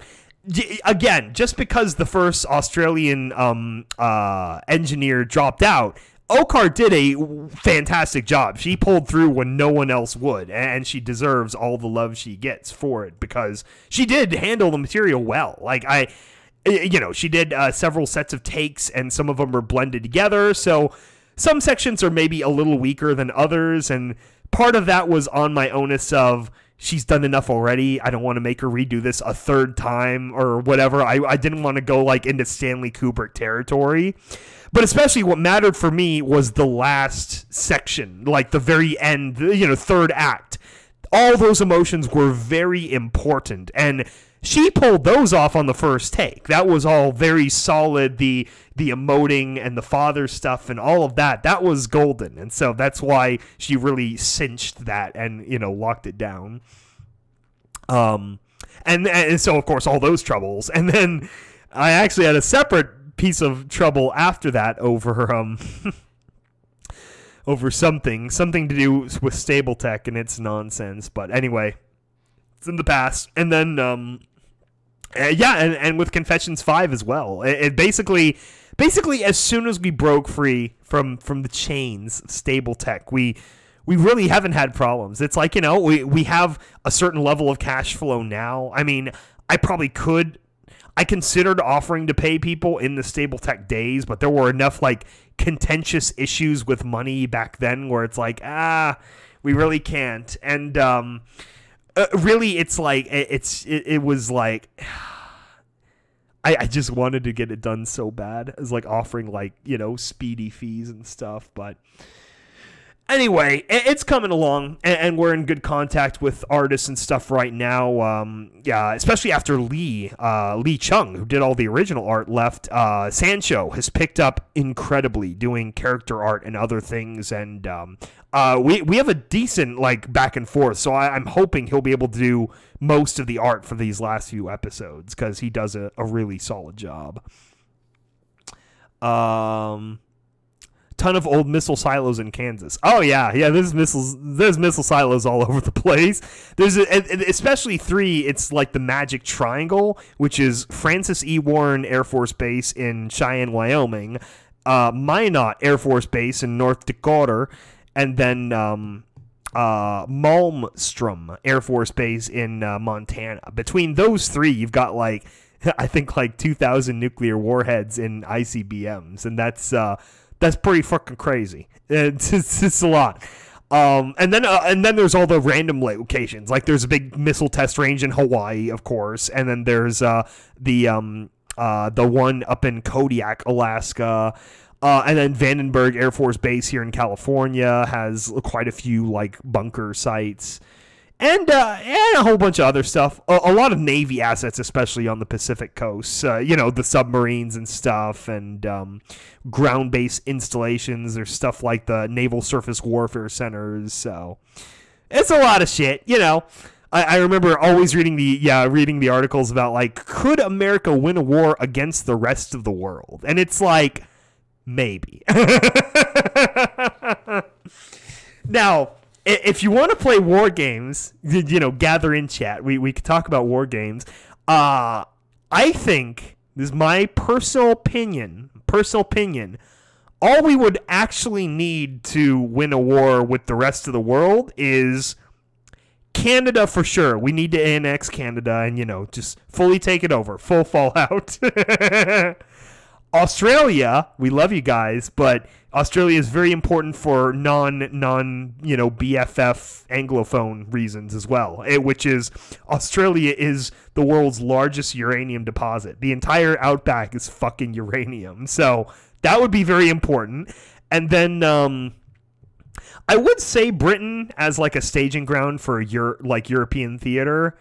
But I don't know. Britain's kind of whatever right now. So maybe I don't know what a good like European location would be. I know we have nuclear weapons in Turkey, but I think that's a mistake, honestly, because Turkey's kind of a crazy place right now. What would be a good European like America best friend? You know what? We'll move them all to Estonia. We'll just be right there in Estonia, right next to Russia and everyone else. That'd be fun. Oh, Norway. There we go. Norway's good. We got access to the channel, the North Sea. It's very resource rich, which is one of the reasons Hitler invaded it so early. And we already have a fuck ton of tanks and stuff there for like, you know, NATO Cold War terms with the Russia. Invade England. Yes, that is the plan. America wins either an attrition war or going full fallout. Yeah, see, the attrition, like, that's how... That's what war always breaks down to. It's always resources. Like, you know, why did Germany, you know, make friends with Japan? It's like, of course, they had some alliance, you know, ideological ties in different ways. But big thing is Germany is very landlocked, obviously. And the Japanese Empire, you know, at the time, the end of the 1930s, they pretty much had the cornerstone of all rubber production in Asia. You know, there was like rubber plants in Africa and stuff, and this is all before synthetics. Like, I think synthetic rubbers were made during the World War because Japan had the lockdown on it, and they were transmitting supplies to Germany. And of course, it's like Hitler screwed that up too with the whole Operation Barbarossa nonsense, because most of their supplies between Japan and the Reich were through the Trans-Siberian Railroad, because Russia built a fuck ton of trains because, you know, Catherine the Great and shit. I think they're organized, but Prob's not. How organized is the rest of the world? That is a good question, isn't it? Yeah. How much of the rest of the world cares? That's a good question.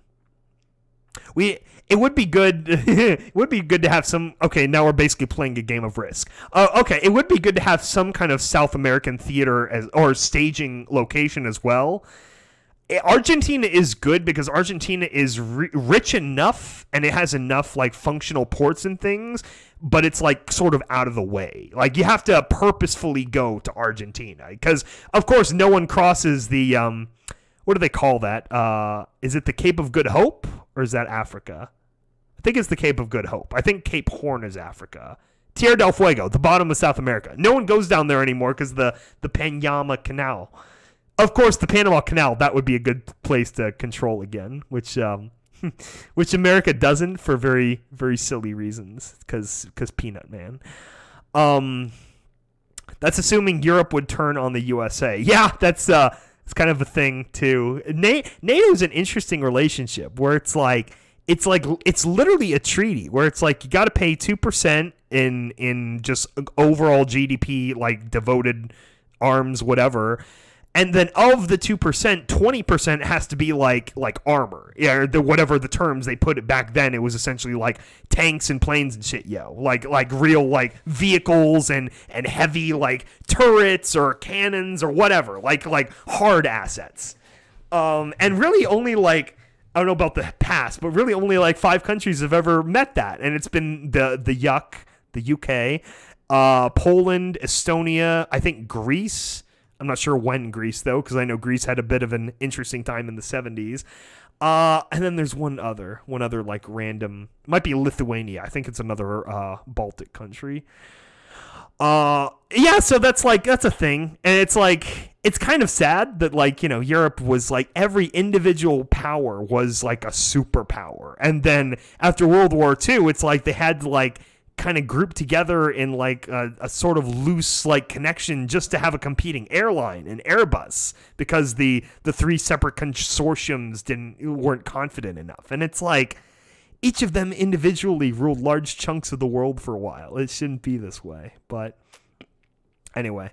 If the U.S. gets a first strike, there's a fuck ton of bases all over the world ready to be used as staging areas. Yes, and that is, you know, unfortunate, like, you know, the results of soft imperialism, which is we do have quite a few like tactical locations. Like with the UK, it's Diego Garcia, which is very important, actually. Like, well, you look back at World War II, and a big thing for America in the Second World War was all these little, like, almost nothing atolls that just became very important. Like, they were airstrips in the ocean when all planes had a very limited, like, 3,000-mile range or something like that. And so putting a 4,000-foot airstrip on Wake Island was very important, because then you've got no other ocean for 700 miles in all directions. And other little things like the Inawak Atoll or Bikini Atoll or what are the other big ones? I think there was one at Johnston Atoll. And then, of course, Hawaii, naturally. And then Guam and stuff. And the Philippines, of course, they were technically an American possession at the time. So... yeah, and they held out as long as they could. Actually, the Corps of Engineers built this crazy rock in the middle of the Bay of Manila, it was called Fort Drum, and it's essentially just this rock at the entrance to the of the bay. And they're like, you know what? We're going to turn that into a fucking concrete battleship, and then they did. And it was a hardened defensive fort, you know, in those old days before ICBMs and stuff, where it could control the entrance to the bay almost single-handedly, because you can't sink it. It's just sitting there. Which ironically is the strategy that China is now employing with the whole South China Sea nonsense, with the whole, you know, building up sandbars and turning them into, like, IRL islands, which is, like, you know, that's clever. They're stationed aircraft carriers that's enforcing their theoretical 9-dotted line. And then, of course, all the countries around it are like, wait a second, this is our ocean too, guys. Come on now. But, you know, who knows what will happen there. Swedish sub versus U.S. aircraft carrier. Yes, that was a very, very sad war game. I think that was one of the Rim Pack games where that happened. It is a fundamental flaw in aircraft carriers, which is, yeah, you sink the carrier, you lose an entire platform. It's like a base with one giant, like, video game tier reactor in the middle being like, sink me. And so that's why I think if you're asking me, most important piece of military technology to be advanced in the next decade is any kind of missile intercept system, like anything. Some of the stuff Russia was BSing about when Putin's last election, what was it? Like the unironic, like, Project Pluto, like, that is a big deal. If you actually get a working nuclear-powered missile engine, yeah, you can sail that shit around the world nonstop for like 40 years and then just, you know, drop it onto Earth whenever you feel like it. I mean, you read about... what was the U.S. version? Project Pluto was technically just the nuclear engine, but the U.S. Converted that into, like, I think it was called Project Slam. What was it? Like, surface low altitude missile, I think. And it was essentially, yeah, this, like, ridiculous, like 007 Doomsday vehicle of... It wasn't just a rocket. It was like a giant, like, Minuteman III or like a Saturn V, and it just sails around the world nonstop. But inside, it's got all of these, like, multiple warheads, so it just can pop off a few, like, you know, Hiroshima nukes randomly, you know, just whenever, if it needs to crop dust an entire, like, seaboard. And then the thing itself could then just fly down, like, radar level and just burn for a little while, just sail around and around and around, just dropping clouds of radiation on everything, and then crash into something important. It was like, who the fuck thought of this? This is comical Cold War technology, which is why I love it. It's fantastic. And it's like, as awful as that is, the idea of Project Pluto makes a lot of sense. A nuclear engine driving spaceship, driving a rocket type technology, because that's the main barrier to all space travel is you got to get out of the atmosphere first. And it's like there's a lot of shit in the way, and not like satellites, but like air. It's just hard to get out of the atmosphere, which is why everyone still talks about space elevators, because it's like, using a few kilojoules of power, or not kilojoules.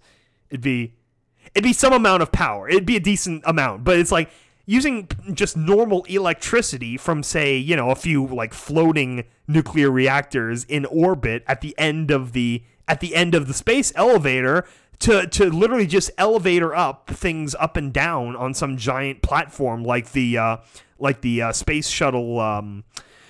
What do they call those things? The shuttle crawlers, bringing it back to Fallout, just like Anderson Air Force Base at Fallout 3 Broken Steel mission. And, a platform that big just to carry shit into space and back down. That would solve so many energy-related issues. But at the same time, having some kind of nuclear-powered engine, you spin that thing back up in the atmosphere, drop your load into space toward the moon or whatever, send it on a collision course into like a giant catcher's mitt, and then you spin right back down and do one of those Elon Musk like rocket stands. Hello, is it back on? Hello, can you hear me? Hello. This is literally every half hour, like not on the half hour, but it's like close enough where I'm like, this can't be accidental. This is some kind of calculation or line of bad code that is screwing with us right now. So that's frustrating. Responding to chat, the outer space treaty outlaws blah blah blah in orbit. You really think treaties are gonna like stay in place and do stuff? Like, there's been tons of treaties. Let's take the North Atlantic Treaty for instance, where 28 signatories have agreed to fund 2% of their GDP into their military, and like 8% of them do it. And America does it like crazy just because. But it's like, if you discount America, it's like 8%. So yeah, treaties don't count for shit. It's like, whoever gets the first orbital laser, like freaking, Odin from Call of Duty, or what was it? I think it was called a Hyperion class laser platform from Batman Beyond: Return of the Joker, which is the greatest Batman Beyond movie ever. That was good stuff. I really like that plot line.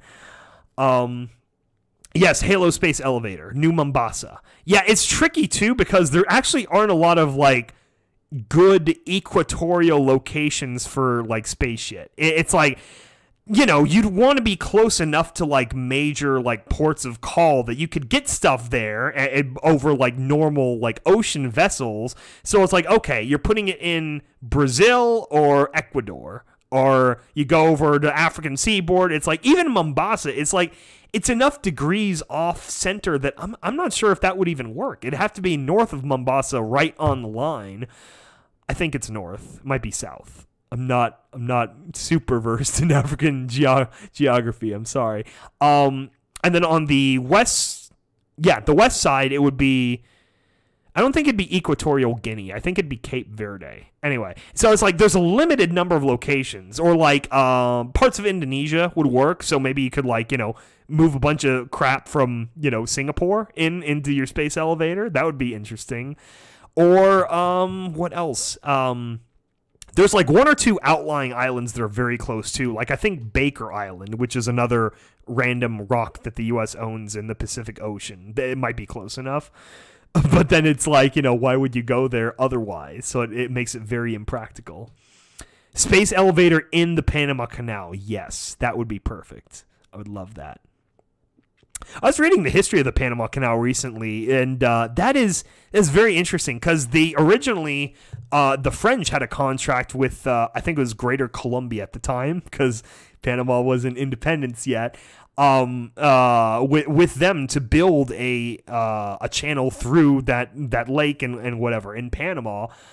And the problem originally was that they wanted to make it at sea level, just like the the Arabian one, the Egyptian one, the Suez Canal. They want to make it like that, but the mountains went too high, and there's a freshwater lake in the middle that supplies too much of Central America. So they're like, there's no realistic way of bringing the water level down to ocean level for both sides, and so it'd have to be a lock system. And at that time, it was like the 1870s, I think. There wasn't like enough, like, you know, it's really rough country. It's super dense jungle, so you've got snakes and jaguars and mosquitoes like crazy. So tons of French engineers were dying of, like, malaria and all this other horrible stuff. And so it was just killer. And then by the turn of the century, like, you know, leading up into World War I, you had a lot more, like, disease study and things like that. And so then when America, they pulled their little stunt with Panama where it's like, you know, we'll help you, we'll give you some freedom if you give us the Panama Canal for a while.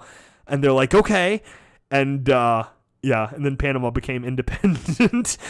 And but by that point, there was enough study on the vector of malaria, which they didn't know was mosquitoes at the time, I don't think. And so with that knowledge, they built a lot of, like, really solid domiciles for the workers, you know, workers from all over the area coming in, just different people, put them in normal-ish conditions. They used, you know, bug spray or whatnot, and I think they hedged a line of the forest to just give them, like, buffer space.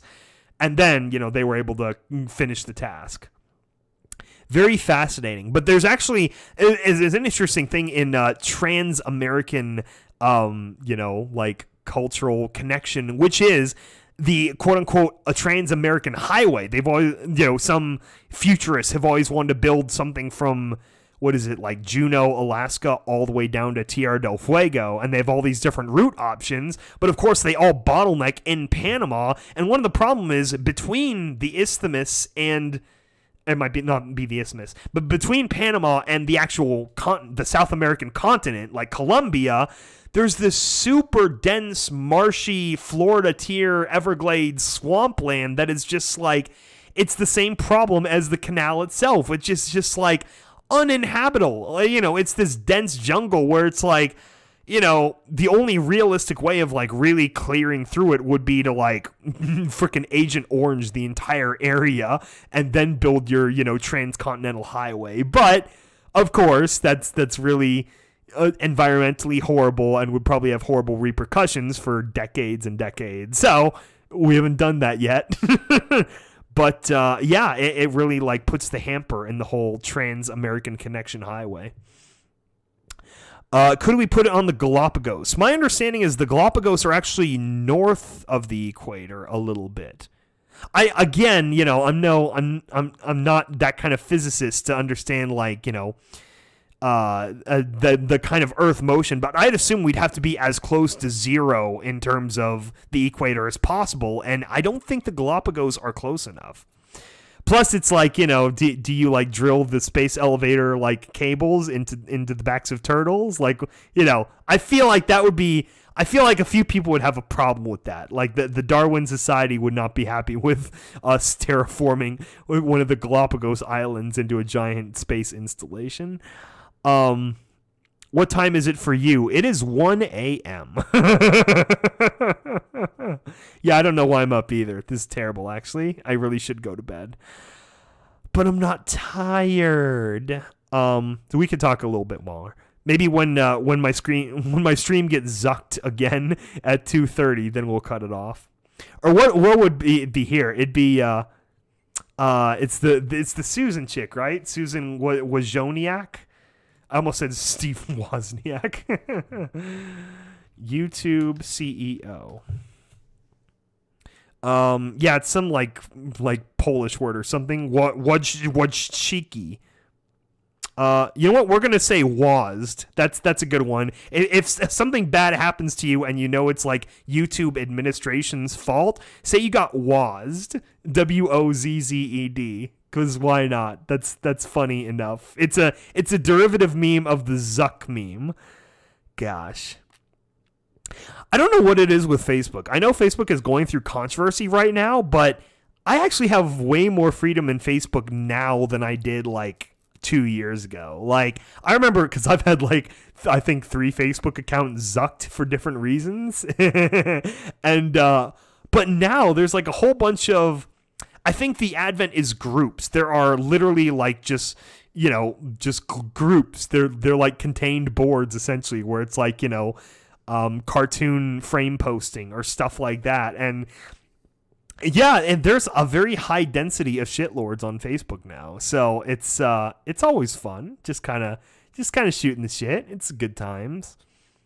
Probs, you in Nevada? Yes, I am in Fallon, Nevada, which is great. Yeah, the no bay in the Galapagos. Oh yeah, I read all that. Yeah, so so back to Westworld. No, but seriously, I don't know what it is, but it's like Ramin Djawadi, he does way better with the Westworld music than he does the Game of Thrones. Like James mentions, like, oh yeah, all these themes and things for Game of Thrones in the first few seasons. I have no fucking idea. I if someone asked me, like, hum the Winterfell theme, I could not do it. None of that stands out to me in any reasonable way. For me, I mean, I don't know, maybe it's not that I'm not necessarily paying attention, but like the music doesn't earn its way to being paid attention to, where it's like, the Jurassic Park theme, everyone knows it because it demands respect. It's like, I guess it is the da da da da da. I see. Okay, so this is obviously a bad example now, but I always confuse the conventional theme of Jurassic Park with Journey to the Island, when it's the scene when they're in the helicopter and they first see the island, and that what's the right word? Leitmotif goes that bum bum bum bum ba ba ba ba ba ba ba ba ba ba ba. That whole thing. Ever since I was a kid, I always thought of that as the Jurassic Park theme, but of course, the actual theme is the ma ma ma ma ma ma ma ma ma ma ma ma ma ma ma. So, and then it's like, again, the music just has to be interesting enough that you notice it. That's the key. Like Marvel movies. Conventionally, Marvel movies have shit music because it's just filler. It just goes with its set dressing. And then for Doctor Strange, the one thing I notice is, okay, they threw in a bit of harpsichord because that's kind of a neat magical thingy. And so they threw that in for some of the Doctor Strange themes. And I'm like, okay, I noticed that. That was interesting and different. Or again, in the Jurassic Park soundtrack, when they're in the Nedry room, when it's the scene Nedry steals the embryos, besides the like bass and the neat drum bits, then you've got that I forget what it's called. I had one when I had the percussion set. It's that it's like you hit the thing and it goes wah. Gosh, I can't duplicate this sound now. But it's the thing that happens at the end of the measures of the dentist finds the eggs. It's the I don't know what you call it. It's like this really high, like goofy cartoon sounding percussion thing, but it works in that scene.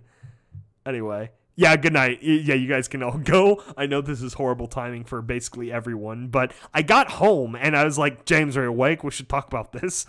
And then we did. So there you go. Yeah. Yeah, so the and of course, Star Wars is full of themes. That's one reason the prequel themes work so well. Is the prequels had really good music. Everyone remembers the Duelists of the Fates, or you would remember it. Like if someone played like 5 seconds of it, you're like, I know exactly what that is. If someone played you 5 seconds of Game of Thrones music that wasn't the theme song, would you recognize it? Like, no, you just wouldn't. And it's I don't know. It's that kind of thing that bothers me. It's got to be, music's got to earn its right. Or like Tron. Obviously Tron was very music heavy as like part of the set dressing, but obviously not biased at all. As a music kind of guy, I kind of feel like music should play a part in every movie, or the absence of it should play a part. So it's like, say you have a horror movie, like was the new one, like just the IRL family movie of John Krasinski and of course our Tempest Bay, Emily Blunt, where they it's the quiet place, where it's the monsters that notice any noise. So of course long stretches of silence in the movie are expected, and then all the little subtle horror things really elevate. Like Yeah, like horror movies, obviously, that's one thing where music can be a detraction, like, if not used correctly.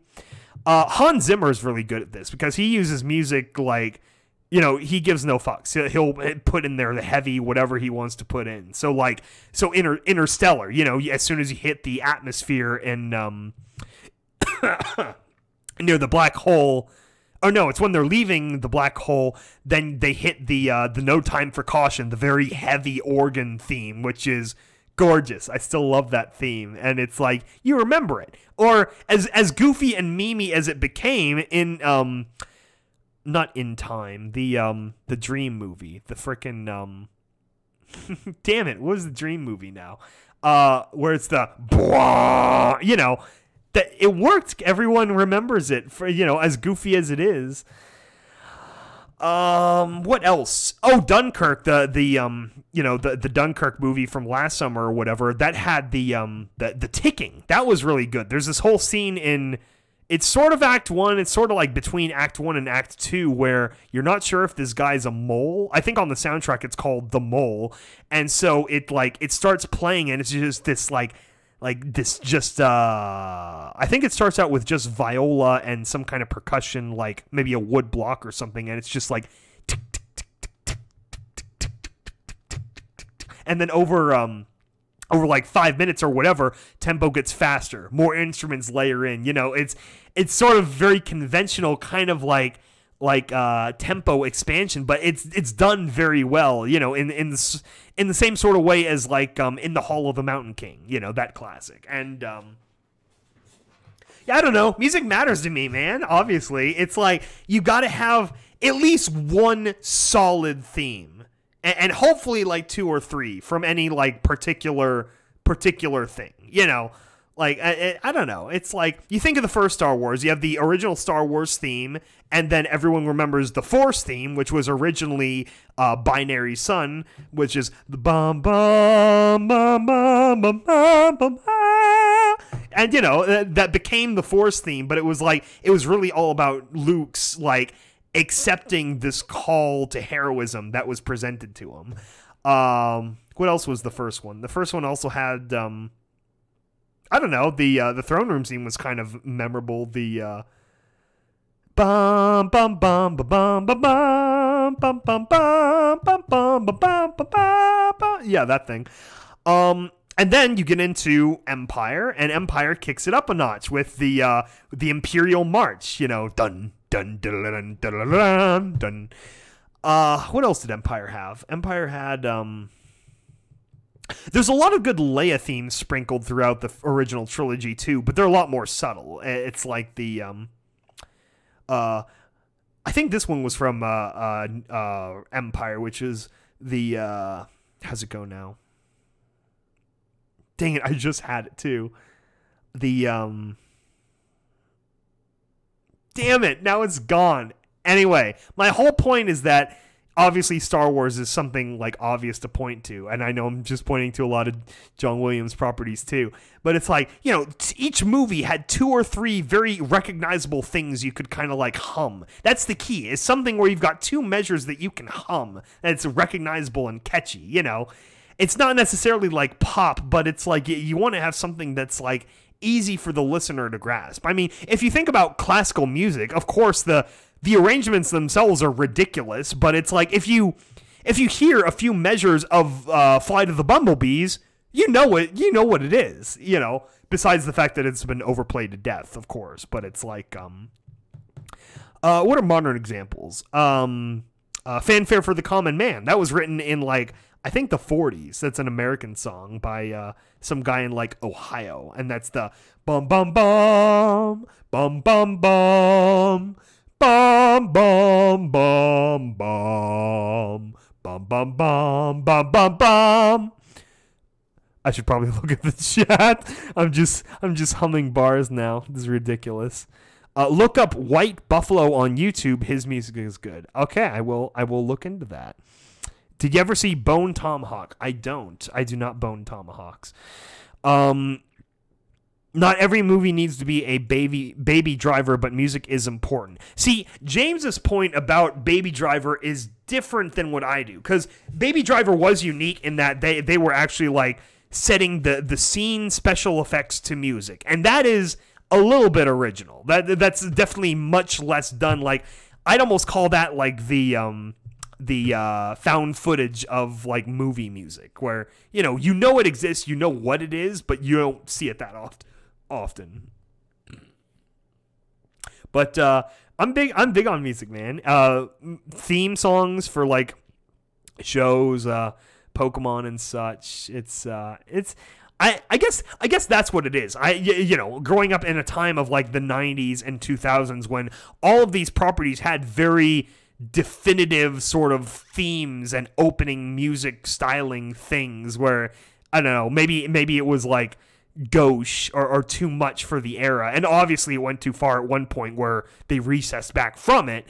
But like a lot of those big shows of the era had something very significant. Like then it's like the late aughts, like 2007 through like the 2012, then it went into the subtle zone. And so you had things like Breaking Bad, which, while recognizable, it was a subtler song. I guess I'm specifically mostly talking about score. Of course, like, songs are almost a whole different thing. I'm specifically talking about, like, composed score for something. Everyone in the chat remembers Mario's theme melody. That's right. That's right, they do.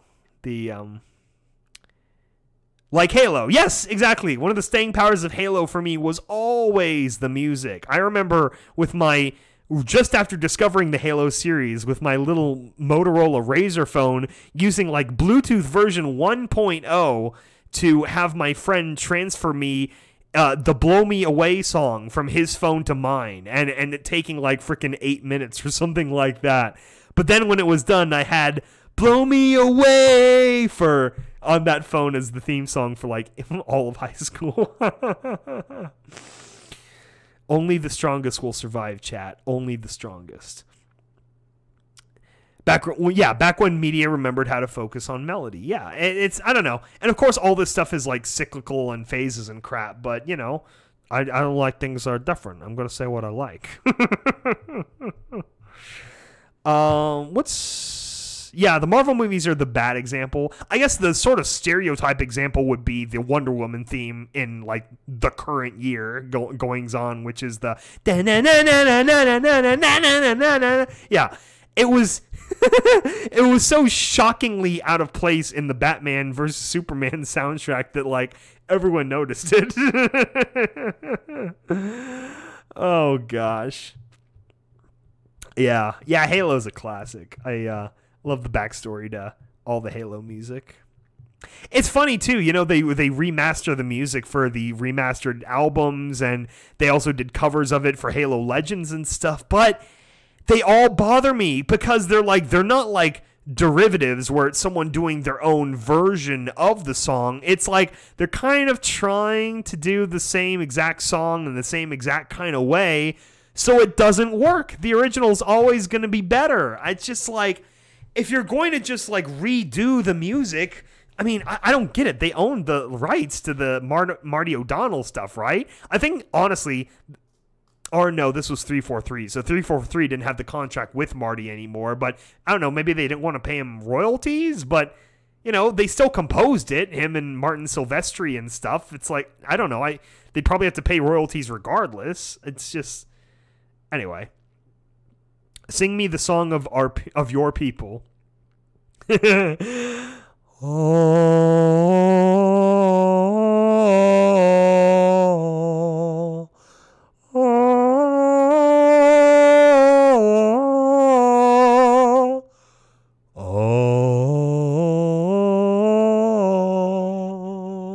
is a Westworld podcast.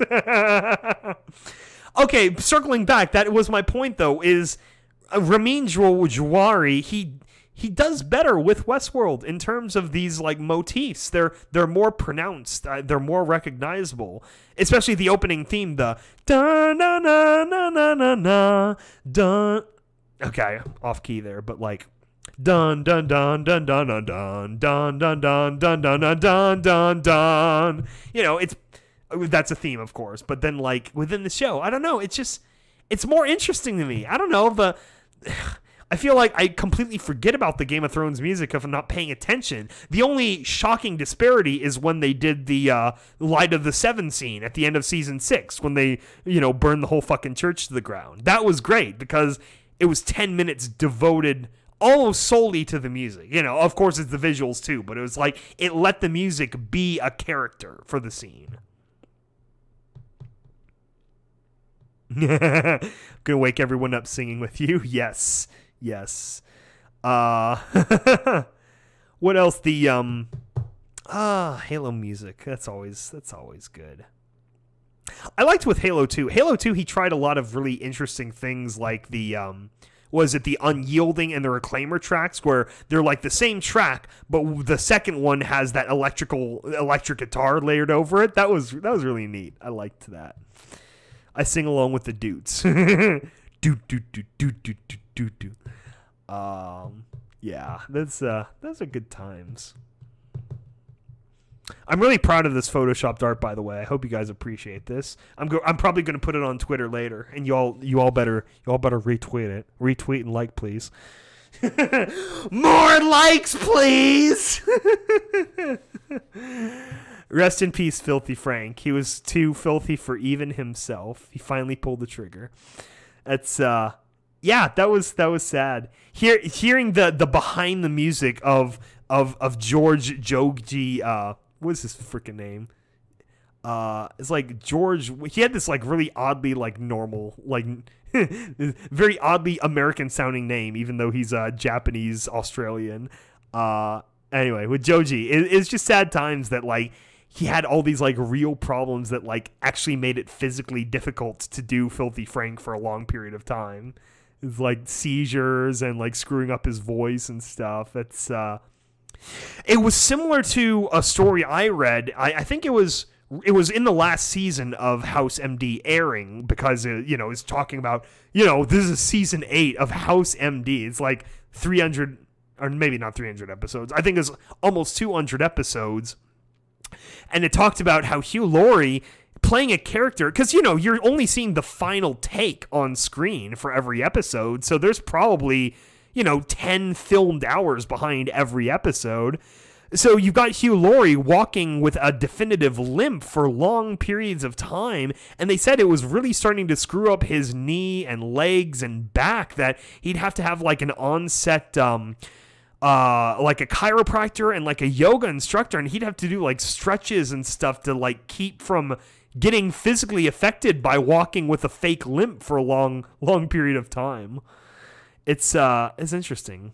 Yeah, Halo 2 was definitely the rock era. And then Halo 3, and this is where like simple piano can be very useful, because it gives you those memorable scenes. So like then Halo 3, it gives you the like very pronounced piano track over some of the more classical Halo themes, like the dun dun dun dun dun dun dun dun dun dun dun dun dun dun dun dun dun dun dun. But it's that, but then like the top layer is like a very not clear, but like a very what's the right word? I don't know, like a very nice sounding grand piano, and it held some sway. You know, it makes the melody more like gives it more gravity, I guess. Yeah, we could go on for hours about freaking Halo music. Yeah, see, here's part of the problem too, is I have this giant Halo playlist on my phone, and it's literally all the albums. I have all the Halo music. I even, and chat will find this funny, I even bought the Halo 4 soundtrack and the Halo 4 remixed soundtrack, because I was an idiot, and I thought, oh, I'm gonna love this. This is Halo 4. I'm gonna get both albums right away. And then I ended up hating most of the music, and then the remixes even more. So, yeah, that was unfortunate. There was like a handful of songs from the normal Halo 4 soundtrack that were okay. From from what's his freaking name? The Neil Davidge. But then it's like as soon as they brought in Hiroyuki, I think it was Hiroyuki is his name. I'm gonna go with that because I don't want to call him Hiroshima. Because I remember reading he was born in Hiroshima. Hiroyuki, it's like just having him around with a more authentic sort of Halo voice to his music, it brought Neil Davidge up. So then when they released the OST compilation from the Spartan Ops like game extensions, like they released that DLC music, half of it was I want to say actually Jinochi. Half of it was Jinochi, and then half of it was Davidge. And like the Davidge stuff got a lot better just like working off of or with Jinochi. So yeah, that was interesting. Also, some other movies have interesting soundtracks. The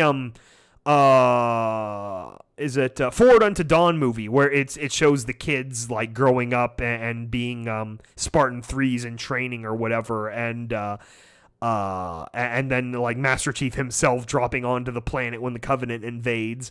That actually had some really interesting music scenes, because some things I download like full album, like Halo 2 or ODST, and then some of them I just pick out tracks that are actually nice. So yeah, and then of course ODST is so underrated. That is an incredible album, and it has some great mood themes, like very moody noir themes. It's like it's really solid. If you've never listened to the Halo ODST soundtrack start to finish, just when you're doing something one day, pull it up on YouTube, in your browser or whatever, and just listen through that. It is such great mood music, and it still has a lot of the Halo actiony upbeat stuff, but it's got such a cool feel to it.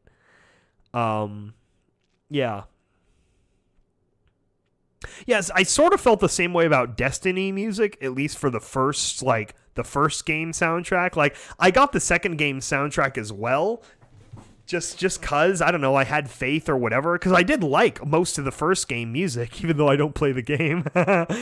But then the second game soundtrack, like, I don't know, it didn't stand out. It didn't really do anything for me. It's like, at least with the original soundtrack was really solid, and then the Taken King compilation, that actually I liked even better for whatever reason, even though they had already kicked Marty by that point. And then the Rise of Iron or whatever, the Iron one, that had an interesting tone mood to it, and so that one I enjoyed as well. So anyway, I think I'm about to get wuzzed again for the stream, so I'm probably going to kill it here or soon. Do you have any questions or comments, chat? Is there anything last you want to leave with us? By the way, I'm going on 4 out-of-town trips this month, so it's gonna be crazy. One of those trips is Everfree, so that'll be fun. But I'm just letting you know. It's going to be a crazy month, so I'm going to do my best. Confession 7 is being recorded. It is now out of my hands. That is continuing even though I am busy on all these trips. So we are moving as forward can be. You just woke up. Gonna have to listen to the stream later. I'm sorry, bro. It was pretty fun, though. It's a very varied stream, and it's a very varied stream that isn't very, very long. So hopefully you get some enjoyment out of that. Alrighty. Well, we love you, chat. We appreciate you, all of you, and we will talk to you more later on. Okay? Goodbye, everyone.